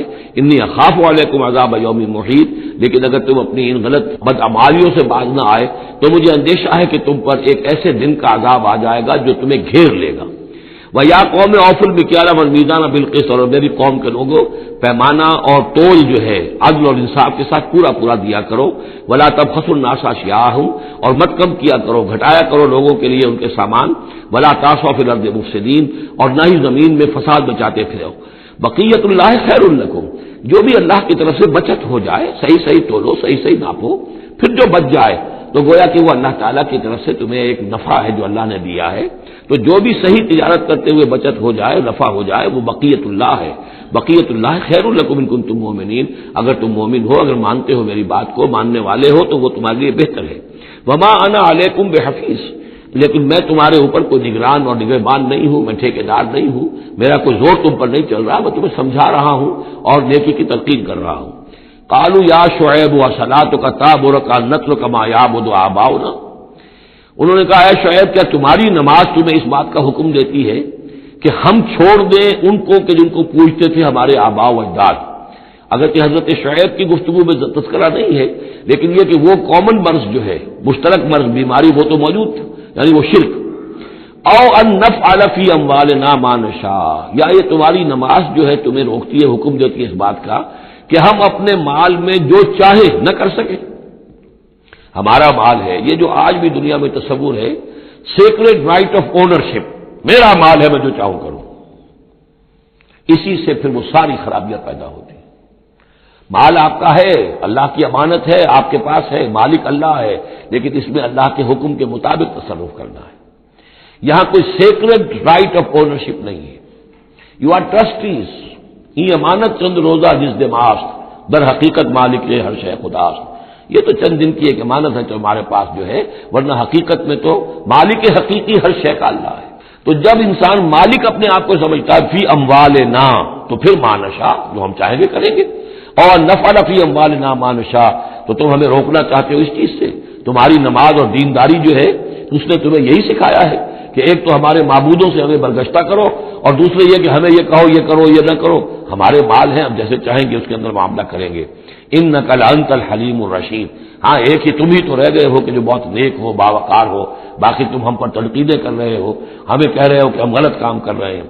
قال یا قوم ارأیتم ان کنت علی بینۃ من ربی، انہوں نے وہی بات فرمائی، میری قوم کے لوگوں سوچو، اگر میں پہلے سے بھی اپنے رب کی طرف سے بینہ پر تھا، میری فطرت صحیح تھی، میرا کردار صحیح تھا، میں تمہارے ہاں ایک نیک انسان کی حیثیت سے معروف تھا، جیسے حضور الصادق الامین کی حیثیت سے متعارف تھے، وَرَزَقَنِي مِنْهُ رِزْقًا حَسَنًا، اور اللہ تعالیٰ نے اور اپنے پاس سے مجھے اچھا رزق دیا ہے، وہی آئی ہے، نبوت مجھے مل گئی ہے، وَمَا أُرِيدُ أَنْ أُخَالِفَكُمْ إِلَىٰ مَا أَنْهَاكُمْ عَنْهُ، اور میں یہ ہرگز نہیں چاہتا کہ جس چیز سے تمہیں میں روک رہا ہوں، تمہیں اس سے روک کر میں خود وہی کام کرنے لگوں، ان اريد الا الاصلاح، میں نہیں چاہتا سوائے اصلاح کے، مستطاعت ہو، جتنا بھی میرے امکان میں ہو، وما توفیقی الا باللہ، اور میری توفیق تو ہے تو اللہ ہی کی طرف سے ہے، جو بھی میرے اندر ہمت ہے، جو بھی استقامت ہے، اور جو بھی مجھ سے کام بن رہا ہے وہ اللہ کی طرف سے ہے، علیہ توکل، تو میں نے اسی پر توکل کیا ہے، وإلیہ انیب، اور اسی کی طرف میرا رجوع کرنا ہے۔ وَيَا قَوْمِ لَا يَجْرِمَنَّكُمْ شِقَاقِي أَن يُصِيبَكُم مِّثْلُ مَا أَصَابَ قَوْمَ نُوحٍ أَوْ قَوْمَ هُودٍ أَوْ قَوْمَ صَالِحٍ وَمَا قَوْمُ لُوطٍ مِّنكُم بِبَعِيدٍ صدق اللہ العظیم۔ رب اشرح لي صدري ويسر لي أمري واحلل عقدة من لساني يفقهوا قولي۔ اللهم ربنا ألهمنا رشدنا وأعذنا من شرور أنفسنا، اللهم أرنا الحق حقا وارزقنا اتباعه وأرنا الباطل باطلا وارزقنا اجتنابه، اللهم ربنا آنس وحشتنا في قبورنا وارحمنا بالقرآن العظيم، اللهم اجعله لنا إماما ونورا وهدى ورحمة، اللهم ذكرنا منه ما نسينا وعلمنا منه ما جهلنا، وارزقنا تلاوته آناء الليل وآناء النهار واجعله لنا حجة يا رب العالمين آمین۔ رمضان مبارک کا پہلا عشرہ مکمل ہو جانا آپ سب حضرات کو مبارک ہو۔ آج کی شب سے دوسرا عشرہ شروع ہو رہا ہے۔ پہلے عشرے کو حضور نے عشرہ رحمت قرار دیا ہے اور یہ عشرہ مغفرت ہے۔ سورہ ہود کے 8ویں رکوع میں جو مضمون چل رہا تھا، حضرت شعیب علیہ السلام اور ان کی قوم کے مابین جو رد و قدح کی تفصیل بیان ہو رہی تھی، اس میں ایک اہم نقطہ آیا ہے، وَيَا قَوْمِ لَا يَجْرِمَنَّكُمْ شِقَاقِي، اور دیکھو اے میری قوم کے لوگوں، تمہیں میری دشمنی، میرا ذاتی بغض اس بات پر آمادہ نہ کر دے کہ تمہارا وہ انجام ہو جائے ان یصیبکم مثل ما اصاب قوم نوح، کہ تم پر بھی وہی عذاب آئے اللہ کا جیسا کہ آیا تھا قوم نوح پر، او قوم ہود، یا جو آیا تھا قوم ہود پر، او قوم صالح، یا جو آیا تھا قوم صالح پر، وما قوم لوط منکم ببعید، اور قوم لوط تو تم سے زیادہ دور بھی نہیں۔ یہ چار جو ہیں قوموں کے اوپر عذاب آ چکا تھا حضرت شعیب علیہ السلام کی قوم پر عذاب آنے سے پہلے، حضرت نوح، حضرت ہود، حضرت صالح، اور جہاں جن شہروں تک حضرت لوط علیہ السلام بھیجے گئے، یعنی صدوم اور عامورہ کی بستیاں۔ اور یہ جو بستیاں تھیں دونوں جن پر عذاب آیا ہے، بعید ہونے کا معاملہ ان کا دونوں اعتبار سے ہے، زمانی اعتبار سے بھی، مکانی اعتبار سے بھی۔ جغرافیے میں بھی ہم نے دیکھ لیا کہ خلیج عقبہ کے مشرقی ساحل کے ساتھ جو ہے علاقہ جو ہے یہ تھا کہ جو اصحاب مدین کا ہے، جن میں شعیب بھیجے گئے، ان سے ذرا ہٹ کر مشرق میں جو ہے بحیرہ بردار ہے، اور بحیرہ بردار کے ساحل کے اوپر یہ شہر آباد تھے۔ تو جغرافیائی اور زمینی اعتبار سے بھی فاصلہ نہیں ہے، زمانی اعتبار سے بھی زیادہ فصل نہیں ہے۔ اور اگرچہ بعض لوگوں کا خیال یہ ہے کہ حضرت موسیٰ علیہ السلام جب مدین گئے تھے، مصر سے اپنی جان بچا کر نکلے تھے، تو پھر وہاں جس شیخ کے پاس وہ رہے ہیں اور جس کی بیٹی سے پھر انہوں نے شادی کی ہے، اس کے بارے میں لوگوں نے یہ خیال ظاہر کیا کہ وہ حضرت شعیب تھے۔ مجھے اس سے سختی سے اختلاف ہے، اور مجھے ان لوگوں کی رائے سے اتفاق ہے جو سمجھتے ہیں کہ یہ ممکن ہی نہیں ہے۔ حضرت شعیب کی قوم کے اوپر جو عذاب آ چکا تھا، اس کے بعد جو لوگ بچے کھچے وہاں آباد تھے، ان میں کوئی نیک آدمی تھا کہ جس کے پاس حضرت موسیٰ علیہ السلام کا جانا ہوا ہے۔ لیکن یہ کہ بہرحال اتنا فصل کوئی ہزاروں برس کا نہیں ہے ان کے مابین، سینکڑوں برس کا بھی شاید نہ ہو، قریب کا ہے معاملہ، زمانی اعتبار سے بھی اور زمینی اعتبار سے بھی۔ اب جو نقطہ اس میں اہم ہے وہ یہ ہے کہ بسا اوقات کسی شخص کو کسی داعی حق سے ذاتی پرخاش ہوتی ہے، کوئی ذاتی بغض ہے، کوئی ذاتی دشمنی ہے، کسی سبب سے ہے، اس کے نفسیاتی اسباب ہو سکتے ہیں اور بہت سے اسباب ہو سکتے ہیں، اور صرف ایک ذاتی پرخاش کی وجہ سے وہ اس کی دعوت کو رد کرتا ہے، اس کی مخالفت پر کمر بستہ ہو جاتا ہے، اس کی دشمنی اختیار کرتا ہے، نتیجہ کیا ہے؟ اس کا کچھ نہیں بگاڑتا، اپنے آپ کو برباد کر لیتا ہے، اپنی تباہی کو دعوت دیتا ہے۔ تو اے میری قوم کے لوگوں، میری زدم زدہ میں تم کہیں اس انجام سے دو چار نہ ہو جانا، ایسا نہ ہو کہ میرا بغض اور میری عداوت جو ہے وَيَا قَوْمِ لَا يَجْرِمَنَّكُمْ شِقَاقِي أَن يُصِيبَكُم مِّثْلُ مَا أَصَابَ قَوْمَ نُوحٍ أَوْ قَوْمَ هُودٍ أَوْ قَوْمَ صَالِحٍ وَمَا قَوْمُ لُوطٍ مِّنكُم بِبَعِيدٍ وَاسْتَغْفِرُوا رَبَّكُمْ، اور دیکھو استغفار کرو اپنے رب سے، ثم توبوا الیہ، پھر اس کی طرف رجوع کرو، اس کی طرف آگے بڑھو، اس کی اطاعت کرو، اس کی فرمانبرداری کرو۔ ان ربی رحیم ودود، یقیناً میرا رب رحیم بھی ہے، ودود بھی ہے، محبت فرمانے والا ہے۔ قالوا یا شعیب ما نفقہ کثیرا مما تقول، انہوں نے کہا کہ اے شعیب تم جو کچھ کہتے ہو اس کی اکثر بات تو ہماری سمجھ میں نہیں آتی، کیا کہہ رہے ہو تم؟ یعنی یہ کہ ذہنوں کے سانچے اتنے بگڑ گئے ہوتے ہیں کہ سیدھی بات ان میں فٹ بیٹھتی نہیں۔ ما نفقہ کثیرا مما تقول وانا لنراک فینا ضعیفا، ہم تو یہ دیکھ رہے ہیں کہ تم ہمارے اندر کوئی طاقتور آدمی نہیں ہو، کمزور سے آدمی ہو، ہم تو دیکھتے ہیں کہ تمہارے پاس کوئی قوت نہیں ہے۔ ولولا رہتک، اگر نہ ہوتا تمہارا خاندان، لرجمناک، تو ہم تجھے کبھی کا سنسار کر چکے ہوتے۔ اب یہ بات بہت اہم ہے اس وقت، اصل میں یہ جو صورت مکی نازل ہو رہی ہیں، جو حضور کی دعوت اور تحریک جس دور سے گزر رہی تھی اور جو کچھ ہو رہا تھا، وہ اس کا ایک عکس سابقہ انبیاء اور رسل کے حالات میں بھی جو ہے تو وہ اسی دور کی مناسبت سے وہی باتیں نمایاں کی جاتی ہیں۔ یعنی جو تکرار ہوئی ہے ان رسولوں کے حالات کی، وہ تکرار محض نہیں ہے، بلکہ ہر جگہ پر جس دور میں وہ صورت نازل ہو رہی ہے جن میں ان کا تذکرہ ہو رہا ہے، اس دور میں جو خاص مسائل ہیں کہ جو درپیش ہیں محمد رسول اللہ صلی اللہ علیہ وسلم اور آپ کے صحابہ کو، تو ان کے مناسبت سے جو ہدایت ہے، دل جوئی ہے، مسلمانوں کے لیے رہنمائی ہے، وہ حصہ ان رسولوں کی تعلیمات اور تاریخ کا بیان کیا جاتا ہے۔ اب یہاں مکے میں بھی شکل یہ ہو چکی تھی کہ بقیہ سب قریش جو ہیں وہ حضور کے خلاف جو ہے سخت غیظ اور غضب کے اندر مبتلا تھے، لیکن چونکہ حضور کے چچا ابو طالب یہ خاندان بنی ہاشم کے سردار تھے اور انہیں ذاتی محبت تھی، وہ چاہے ایمان نہیں لائے حضور پر صلی اللہ علیہ وسلم، لیکن ذاتی محبت انہیں اتنی تھی کہ انہوں نے آخری وقت تک سپورٹ کیا ہے۔ اور قبائلی زندگی میں یہ ہوتا ہے کہ اگر کہیں کسی ایک خاندان کے کسی فرد کے اوپر کوئی ہاتھ اٹھایا جائے تو پھر وہ خاندان انتقام لیتا ہے۔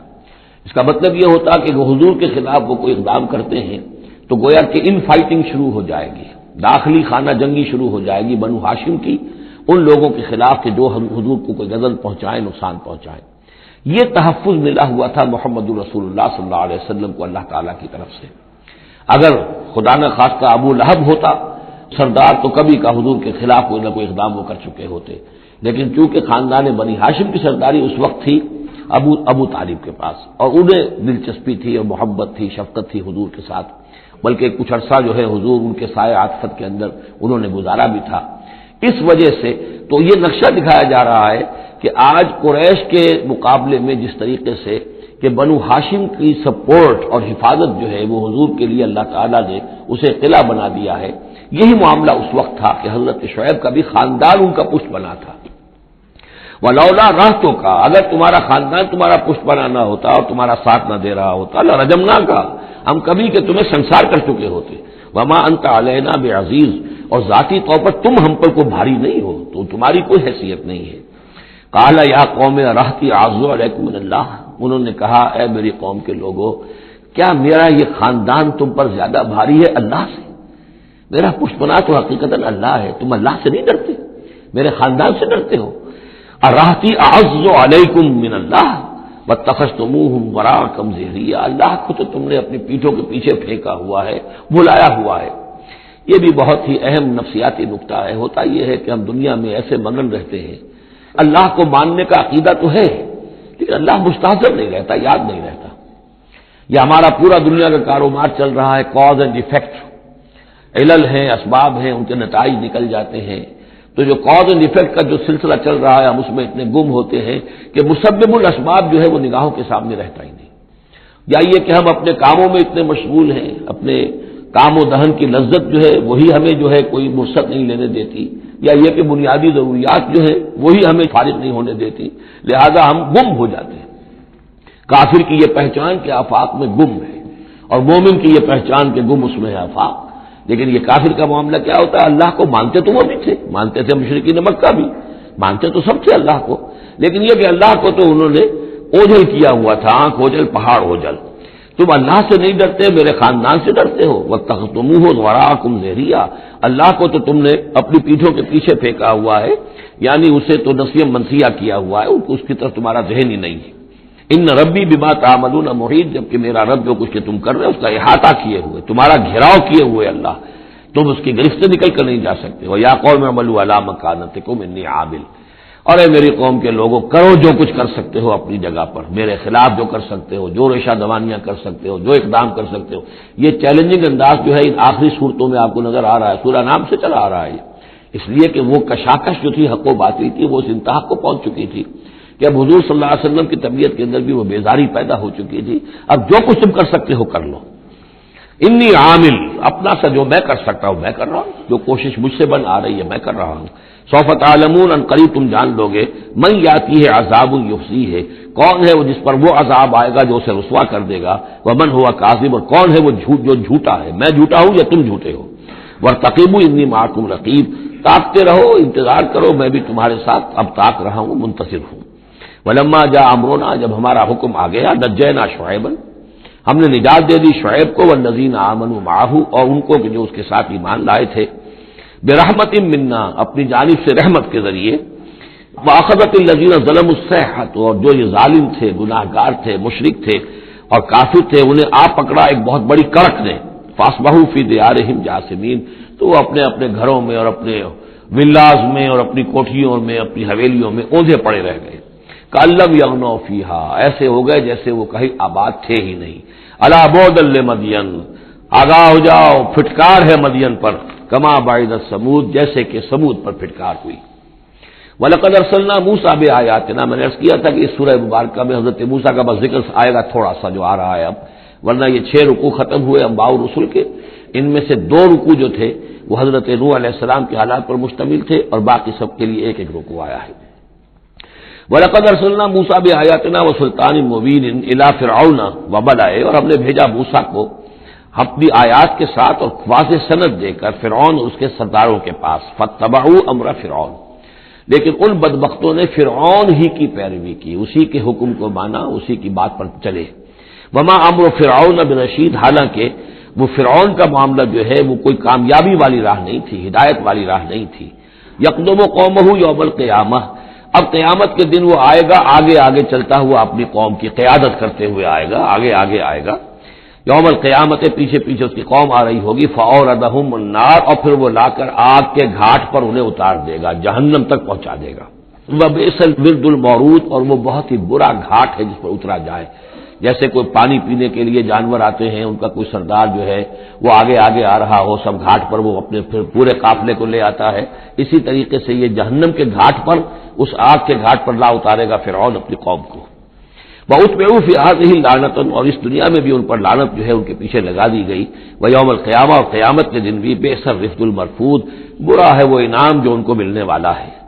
ذَٰلِكَ مِنْ أَنبَاءِ الْقُرَىٰ، یہ ہیں ان بڑی بڑی بستیوں اور بڑے ملکوں کے اہم خبریں، نقصھا علیک، جو کہ ہم آپ کو سنا رہے ہیں، بیان کر رہے ہیں آپ پر، منہا قائم و حصید، ان میں سے ایسی بھی ہیں جو ابھی قائم ہیں، موجود ہیں، اور ایسی بھی ہیں کہ جو بالکل ختم ہو گئی، معدوم ہو گئی۔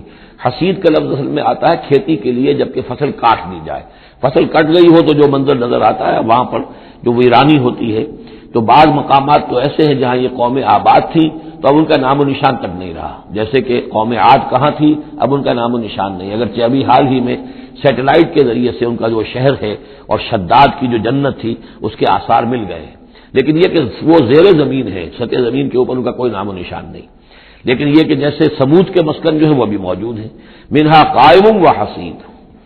وَمَا ظَلَمْنَاهُمْ وَلَٰكِن ظَلَمُوا أَنفُسَهُمْ، اور ہم نے ان پر کوئی ظلم نہیں کیا، انہوں نے اپنی جانوں پر خود ظلم اٹھایا۔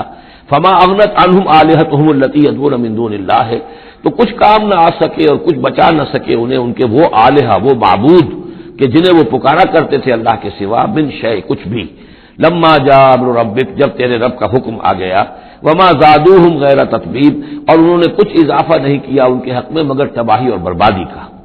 وَكَذَلِكَ أَخْذُ رَبِّكَ إِذَا أَخَذَ الْقُرَىٰ، اور ایسے ہی ہوتی ہے پکڑ آپ کے رب کی اے نبی جب وہ پکڑتا ہے بستیوں کو، وہی ظالمۃ جبکہ وہ ظالم ہوتی ہیں، گناہ گار ہوتی ہیں، ان میں گناہ کا اور معصیت کا عام چلن ہو جاتا ہے۔ ان اخذہ علیم شدید، یقیناً اس کی پکڑ جو ہے وہ بڑی دردناک بھی ہے، بڑی سخت ہے، جیسے کہ آخری پارے میں ان بطش ربک لشدید، ان فی ذلک لآیۃ لمن خاف عذاب الآخرہ، یقیناً اس میں نشانی ہے ان کے لیے کہ جو آخرت کے عذاب سے ڈرتے ہوں۔ وہ دن ہے کہ جس کے لیے لوگوں کو لامحالہ جمع کیا جائے گا، وذالک یوم مشہود، اور وہ دن ہے پیشی کا، سب کو پیش ہونا ہے۔ وما نؤخرہ الی اجل معدود، اور ہم اسے ایک وقت معین تک کے لیے مؤخر کیے ہوئے ہیں، ایک وقت معین ہے اس کا، معدود ہے، گنتی کی گئی ہے اس کی، یہ نہیں ہے کہ کبھی نہیں آئے گا، آئے گا وہ دن۔ یوم یاتی، جس دن جب کہ وہ دن آ جائے گا، لا تکلم نفس الا باذنہ، کوئی ذی نفس زبان نہیں کھول سکے گا مگر اللہ کے اذن سے۔ فمنہم شقی و سعید، تو انسانوں میں سے شقی بھی ہوں گے، بدبخت بھی ہوں گے، سعید بھی ہوں گے، نیک بخت ہوں گے۔ فاما الذین شقوا، تو وہ لوگ کہ جو بدبخت ہیں، ففی النار لہم فیہا زفیر و شہیق، وہ آگ میں ہوں گے جس میں ان کو وہاں چیخنا چلانا ہے، ڈھارنا ہے اپنے درد سے، کرب سے۔ خالدین فیہا، اس میں وہ ہمیشہ ہمیشہ رہیں گے، ما دامت السماوات والارض، جب تک کہ رہے آسمان اور زمین، الا ما شاء ربک، سوائے اس کے کہ جو چاہے تیرا رب۔ یہ ذرا مشکلات القرآن میں سے یہ مقام ہے، یہ واحد مقام ہے کہ جہاں خالدین فیہا ابدا یا خالدین فیہا، اس میں کچھ استثناءات بھی آئی ہیں کہ کب تک یہ رہے گا، جہنم کب تک رہے گی، ما دامت السماوات والارض، جب تک آسمان اور زمین رہے۔ اب اس سے مراد ابدیت بھی ہو سکتی ہے، اور اس میں کوئی اشارہ بھی ہو سکتا ہے کہ شاید کبھی کوئی وقت آئے کہ یہ جو آسمان اور زمین کی ایک تخلیق اللہ نے کی ہے، یہ خاص اس کا نظام ہے، ایک وقت میں آ کر یہ نظام بدل جائے، پھر کوئی اور آسمان کوئی اور زمین تخلیق فرمائے۔ بہرحال اس وقت تک جب تک کہ یہ آسمان اور زمین باقی رہیں گے تو یہ جو جہنمی لوگ جو ہیں وہ جہنم میں رہیں گے۔ اس میں بھی ایک استثناء، الا ما شاء ربک، اللہ کا اختیار ہے، اگر کسی کو چاہے اس میں سے نکالنا تو اس کا اختیار مطلق ہے، جیسا کہ ہم نے عرض کیا، کئی دفعہ عرض کیا ہے کہ جیسے اہل سنت کے نزدیک اللہ تعالیٰ کے بارے میں ہم یہ نہیں کہہ سکتے کہ وہ اس پر عدل کرنا واجب ہے، لیکن یہ کہ وہ عدل کرے گا۔ اسی طریقے سے یہ بات کہ اللہ تعالیٰ کا اختیار مطلق ہے، وہ کسی کو چاہے تو نکال لے، لیکن ہم یہ جانتے ہیں کہ کفار کے لیے یہ جہنم جو ہے وہ ابدی ہے، اللہ نکالے گا نہیں، واللہ عالم۔ ان ربک فعال لما یرید، یقیناً آپ کا رب جو ہے جو ارادہ کر لے اس کو کر گزرنے والا ہے۔ واما الذین سعدوا، اور جو لوگ نیک بخت ثابت ہوں گے، ففی الجنت خالدین فیہا، اور وہ جنت میں رہیں گے ہمیشہ ہمیش، ما دامت السماوات والارض، جب تک رہے آسمان اور زمین، الا ما شاء ربک، سوائے اس کے کہ جو آپ کا رب چاہے، عطاء غیر مجذوذ، اور یہ جو بخشش ہے یہ بے انتہا ہوگی، اس کا خاتمہ کبھی نہیں ہوگا۔ یہ اضافی لفظ جنت کے لیے آ رہا ہے کہ جو دوزخ کے لیے نہیں آیا۔ یہ جو ذرا سا باریک باریک فرق ہوتا ہے، پھر اس سے بڑے فلسفیانہ نکتے نکلتے ہیں، اس سے پھر محققین نے، علماء نے جو ہیں پھر بہت سے دلائل استدلال کیے ہیں۔ چنانچہ حافظ ابن تیمیہ رحمہ اللہ اور شیخ ابن عربی دونوں کی ایک رائے ہے جو اہل سنت کا جو عام اجماعی عقیدہ ہے اس سے مختلف ہے۔ اہل سنت کا اجماعی عقیدہ یہ ہے کہ جنت اور دوزخ دونوں ابدی ہیں، ہمیشہ ہمیشہ ہمیشہ ہمیشہ، کوئی اختتام نہیں ہے، نہ جنت کا نہ دوزخ کا۔ لیکن امام ابن تیمیہ رحمہ اللہ اور شیخ اکبر جو صوفیاء کے ہیں، شیخ ابن عربی، اگرچہ ان دونوں میں بڑی بود ہے بہت سی چیزوں کے اندر، اور امام ابن تیمیہ جو ہے وہ بہت ہی سخت تنقید کرتے ہیں اور سخت الفاظ استعمال کرتے ہیں شیخ ابن عربی کے لیے، محی الدین ابن عربی، لیکن یہ کہ اس معاملے میں ان دونوں کی رائے ایک ہے، اور وہ یہ ہے کہ جنت تو ابدی ہے، دوزخ ابدی نہیں ہے۔ ایک وقت آئے گا، چاہے وہ ارب سال کے بعد آئے، وہ ابد ہمارے اعتبار سے ابدی ہو، ہمارے اعتبار سے انفائنائٹی ہوگا، لیکن یہ کہ ایک وقت آئے گا کہ جہنم ختم ہو جائے گی، یہ ان کی رائے ہے، واللہ اعلم۔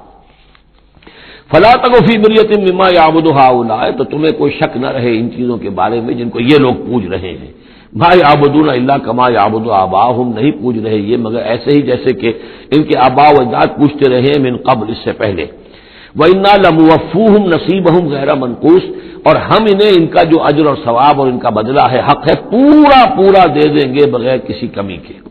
وَلَقَدْ آتَيْنَا مُوسَى الْكِتَابَ فَاخْتُلِفَ فِيهِ، اور موسیٰ کو ہم نے کتاب دی تھی پھر اس میں اختلافات پیدا کر دیے گئے۔ وَلَوْلَا كَلِمَةٌ سَبَقَتْ مِن رَّبِّكَ لَقُضِيَ بَيْنَهُمْ، اور اگر نہ ہوتی ایک بات تیرے رب کی پہلے ہی سے طے، یعنی ایک مدت اور جو ہے اللہ کی طرف سے معین ہے، تو ان کے مابین فیصلہ کر دیا جاتا ہے۔ وَإِنَّهُمْ لَفِي شَكٍّ مِّنْهُ مُرِيبٍ، اور اب تو حقیقت میں یہ لوگ جو ہے وہ تورات اس کتاب کے بارے میں کچھ شکوک و شبہات میں مبتلا ہو گئے۔ یہ بات جو ہے سورہ شورى میں کھل کر آئے گی کہ رسولوں کے کو جو کتابیں دی جاتی ہیں ان کے وارث بنتی ہے پھر ان کی امت، اور جب یہ اس امت کے اندر جب زوال آتا ہے، اضمحلال آتا ہے، بے عملی آتی ہے، تو اس بے عملی کے نتیجے میں پھر ایک نتیجہ یہ نکلتا ہے کہ پھر کتاب کے بارے میں بھی یقین پورا ان کے اندر نہیں رہتا کہ یہ واقعتاً اللہ کی کتاب ہے، بلکہ اس کے بارے میں بھی ان کے اندر شکوک و شبہات پیدا ہو جاتے ہیں۔ وَإِنَّ كُلًّا لَمَّا لَيُوَفِّيَنَّهُمْ رَبُّكَ أَعْمَالَهُمْ، اور لازمان یہ جتنے بھی لوگ ہیں ان سب کو اے نبی آپ کا پروردگار ان کے اعمال کا پورا پورا اجر دے گا، بدلہ دے گا۔ انہ بما یعملون خبیر، جو کچھ یہ کر رہے ہیں وہ اس سے باخبر ہے۔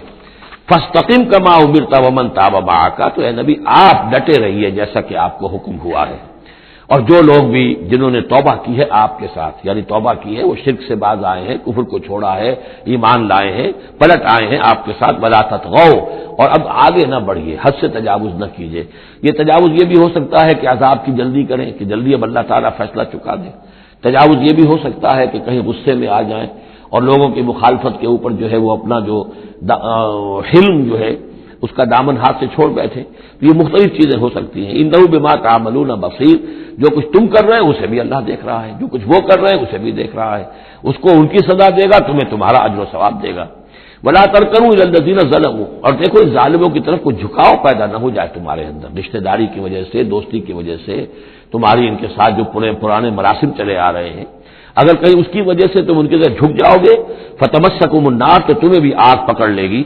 وما لکم من دون اللہ من اولیاء، اور پھر تمہیں اللہ سے بچانے والے کوئی حمایتی نہیں ہوں گے، ثم لا تنصرون، پھر تمہاری مدد نہیں کی جائے گی۔ واقم الصلاۃ طرفی النہار وزلفا من اللیل، اور اے نبی نماز کو قائم رکھیے۔ اب یہ سارے خطابات آپ دیکھ رہے ہیں کہ بظاہر واحد کے صیغے میں حضور سے ہو رہے ہیں، لیکن یہاں پر خطاب امت سے، مسلمانوں سے ہے، حضور کی وساطت سے اہل ایمان جو ہے وہ مخاطب ہے۔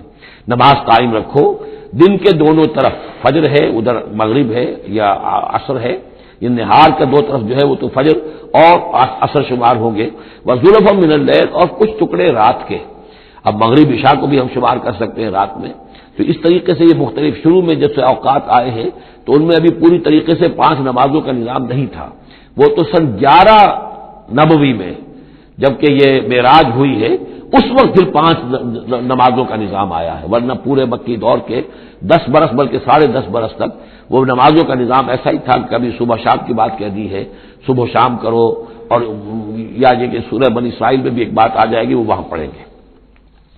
واقم الصلاۃ طرفی النہار وزلفا من اللیل ان الحسنات یذهبن السیئات، یقیناً نیکیاں بدیوں کو دور کر دیتی ہیں۔ ذالک ذکریٰ للذاکرین، اور یہ یاد دہانی ہے یاد رکھنے والوں کے لیے۔ واصبر فإن اللہ لا یضیع اجر المحسنین، اور صبر کیجیے، اور اللہ تعالیٰ محسنین کا، نیکی کرنے والوں کے صبر کو ضائع نہیں کرتا۔ فلولا کان من القرون من قبلکم اولو بقیۃ، تو کیوں نہ ایسا ہوا کہ ہوتے ان قوموں میں جو تم سے پہلے تھی ایسے اولو بقیہ ہوتے، ایسے حق کے علمبردار ہوتے، ینہون عن الفساد فی الارض، کہ جو لوگوں کو اپنی اپنی قوموں کو روکتے رہتے زمین میں فساد مچانے سے، الا قلیلا ممن انجینا منہم، سوائے اس کے کہ کچھ کم ہوئے، بہت تھوڑے لوگ ہوئے جن میں سے کہ ہم نے بچا لیا، یعنی جو لوگ بھی نہیں منکر کرتے رہے، روکتے رہے، بدی سے روکتے رہے، کفر سے روکتے رہے، شرک سے روکتے رہے، ان کے بارے میں بار بار یہ بات آ رہی ہے کہ اللہ تعالیٰ ان کو بچا لیتا ہے۔ واتبع الذین ظلموا ما اترفوا فیہ، اور وہ لوگ کہ جنہوں نے گناہ کی روش اختیار کی وہ تو انہوں نے پیروی کی اپنی اسی چیزوں کی جس میں کہ ان کو ساز و سامان دیا گیا تھا، عیش جو ان کو دے دیا گیا تھا، کانوا مجرمین وکانوا مجرمین، اور یقیناً وہ مجرم تھے۔ وما کان ربک لیہلک القری بظلم، اور آپ کا رب بستیوں کو ظلم کے ساتھ ہلاک کرنے والا نہیں ہے کہ بغیر ان کی یعنی خرابی کے اعمال کے، بغیر ان کے جرائم کے ان کو ایسے ہی ہلاک کر دیتا۔ وما کان ربک لیہلک القری بظلم واہلھا مصلحون، جبکہ اس میں بسنے والے لوگ جو ہیں وہ مصلح ہوں، اچھے کردار کے لوگ ہوں، اصلاح کرنے والے ہوں، صالح ہوں۔ ولو شاء ربک لجعل الناس امۃ واحدۃ، اور اگر اللہ چاہتا، آپ کا رب چاہتا تو تمام نوع انسانی کو ایک ہی امت بنا دیتا۔ ولا یزالون مختلفین، لیکن نہیں، یہ اختلاف کرتے ہی رہیں گے، انسانوں میں اختلاف ہمیشہ باقی رہے گا، صرف فرق یہ ہے کہ اختلاف کو ایک حد تک رکھا جائے، تفرقہ نہ ہو جائے. اختلاف ہے، ایک رائے میری ایک رائے آپ کی ہے، ٹھیک ہے، آپ کی رائے، آپ کے پاس یہ دلائل ہے، آپ کا دل اس پر ٹھک گیا ہے، آپ اس پر عمل کیجئے. میرے پاس یہ دلیل ہے، میرا دل اس پر ٹھکتا ہے، میں اس حدیث کو زیادہ قوی سمجھتا ہوں، آپ نے اس کو زیادہ جو ہے مضبوط سمجھا ہے، کوئی حرج نہیں. میں بھی قرآن و سنت سے استدلال کر رہا ہوں، آپ بھی قرآن و سنت سے استدلال کر رہے ہیں. امام ابو حنیفہ نے بھی کیا ہے تو وہیں سے استدلال کیا ہے، امام شافعی نے بھی کیا. تو اختلاف ہے. تفرقہ نہ ہو کہ تم اور من دیگرم تو دیگری، میں اور ہوں تم اور ہو. یہ تفرقہ جو ہے وہ کفر ہے. لیکن اختلاف لا یزالون مختلفین، وہ تو یہ ہے کہ گلہائے رنگا رنگ سے ہے رونق چمن، اے ذوق جہاں کو ہے زیب اختلاف سے. اختلاف جو ہے منوٹنی اگر دنیا میں ہو تو طبیعت انسان کی اکتا جائے. یہاں تو یہ کہ رنگا رنگی ہو، تنوع ہو، تو اس سے ہی انسان جو یہاں کی جو زیبائش ہے اور رونقیں ہیں. ولا یزالون مختلفین الا من رحم ربک، سوائے اس کے کہ جس پر تیرا رب رحم فرما دے. ولذالک خلقہم، اللہ نے بنایا ہی اسی حساب سے ہے ان کو. دو افراد کے مزاج ایک نہیں ہے، دو افراد کے انگوٹھوں کی وہ یہ نشان ایک نہیں، لکیریں ایک جیسی نہیں ہے، دو انسانوں کی شکلیں ایک جیسی نہیں ہے. یہ تو اللہ تعالیٰ نے بنایا ہے تخلیق کے اندر. اب جینس کسی کے کچھ ہے، کسی کے کچھ ہے، کسی میں کچھ جو ہے اور اثرات آ رہے ہیں، کسی میں کسی اور طرح کے اثرات آ رہے ہیں. الناس کالمعادن، اور یہ تمام انسان بھی معدنیات کی طرح ہیں. تو اس طرح ہی اللہ تعالیٰ نے جو پیدا کیا ہے وہ ایک جیسی شے تو نہیں پیدا کی.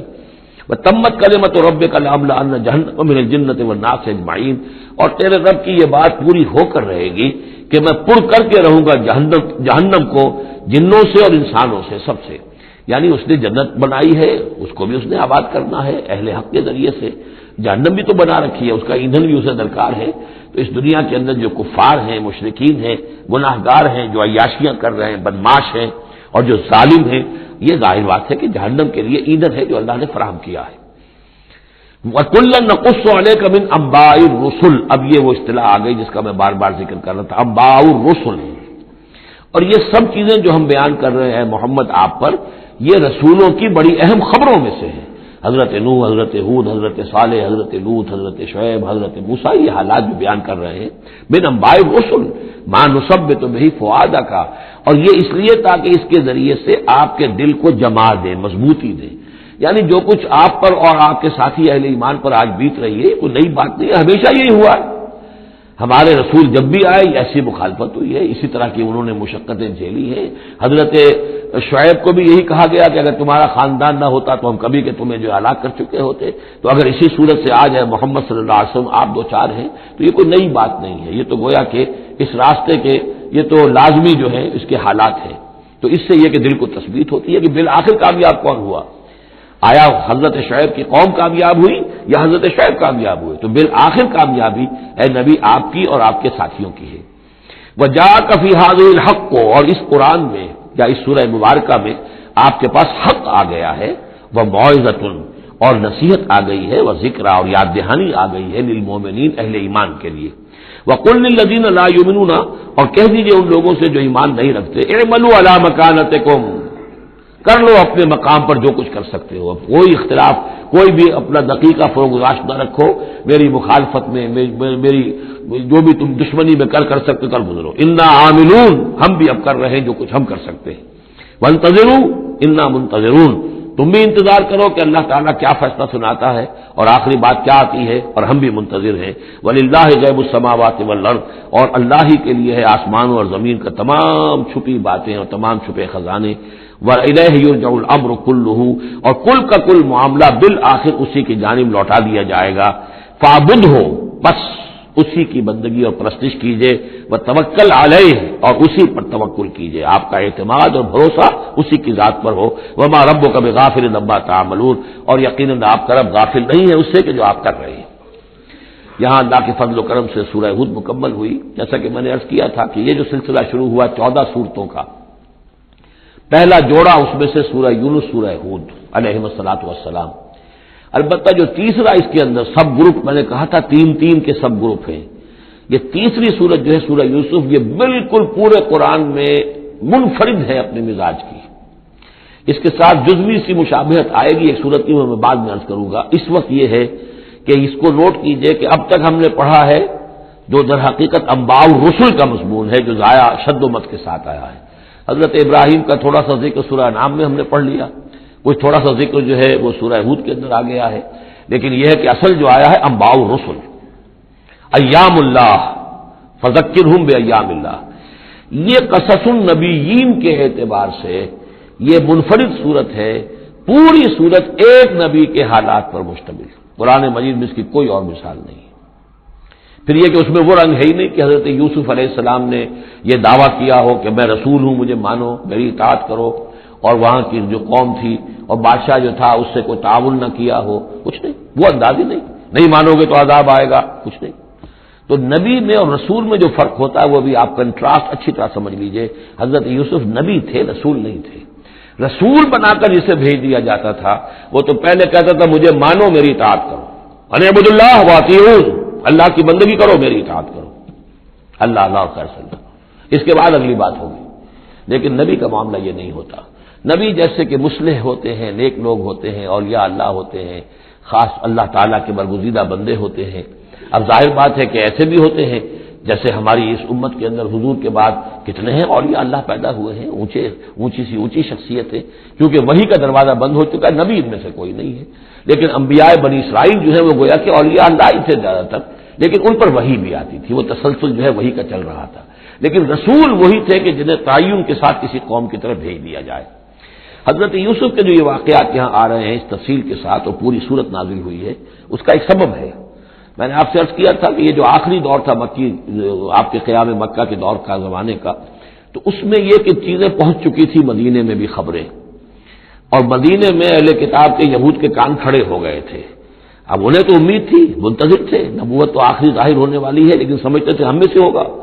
یہاں بات بالکل جو ہے وہ تلپٹ ہو رہی ہے، لہذا وہ اب کچھ نہ کچھ شوشے چھوڑتے رہتے تھے اور انہیں کہتے تھے اپنے پیغامات کے ذریعے سے کہ اچھا تمہارے یہاں سنا کسی نے نبوت کا دعویٰ کیا ہے، اچھا تو اس سے یہ سوال پوچھو کہ یہ ابراہیم تو آباد تھے فلسطین میں، یہ جو یہودی بنی اسرائیل ہے یہ مصر میں کیسے پہنچ گئے، جو وہاں سے پھر حضرت موسیٰ ان کو نکال کر لے کر آئے، لیکن کیسے پہنچے، پہنچنے کا سبب کیا تھا، کیا ماجرا تھا؟ یہ اب تاریخ کا ایک سوال تھا جو انہوں نے کر دیا۔ اس کے جواب میں اللہ تعالیٰ نے یہ صورت نازل فرما دی اور اس قدر خوبصورت انداز میں نازل کی ہے۔ اور میں آپ کو ایک اور بات بھی بتا دوں کہ میرا قرآن مجید کے ساتھ جو معنوی تعارف ہوا ہے پہلی مرتبہ صحیح معنی میں، وہ اسی سورہ یوسف کے حوالے سے ہے، اور سورہ یوسف کی تفہیم القرآن مولانا مودودی کی۔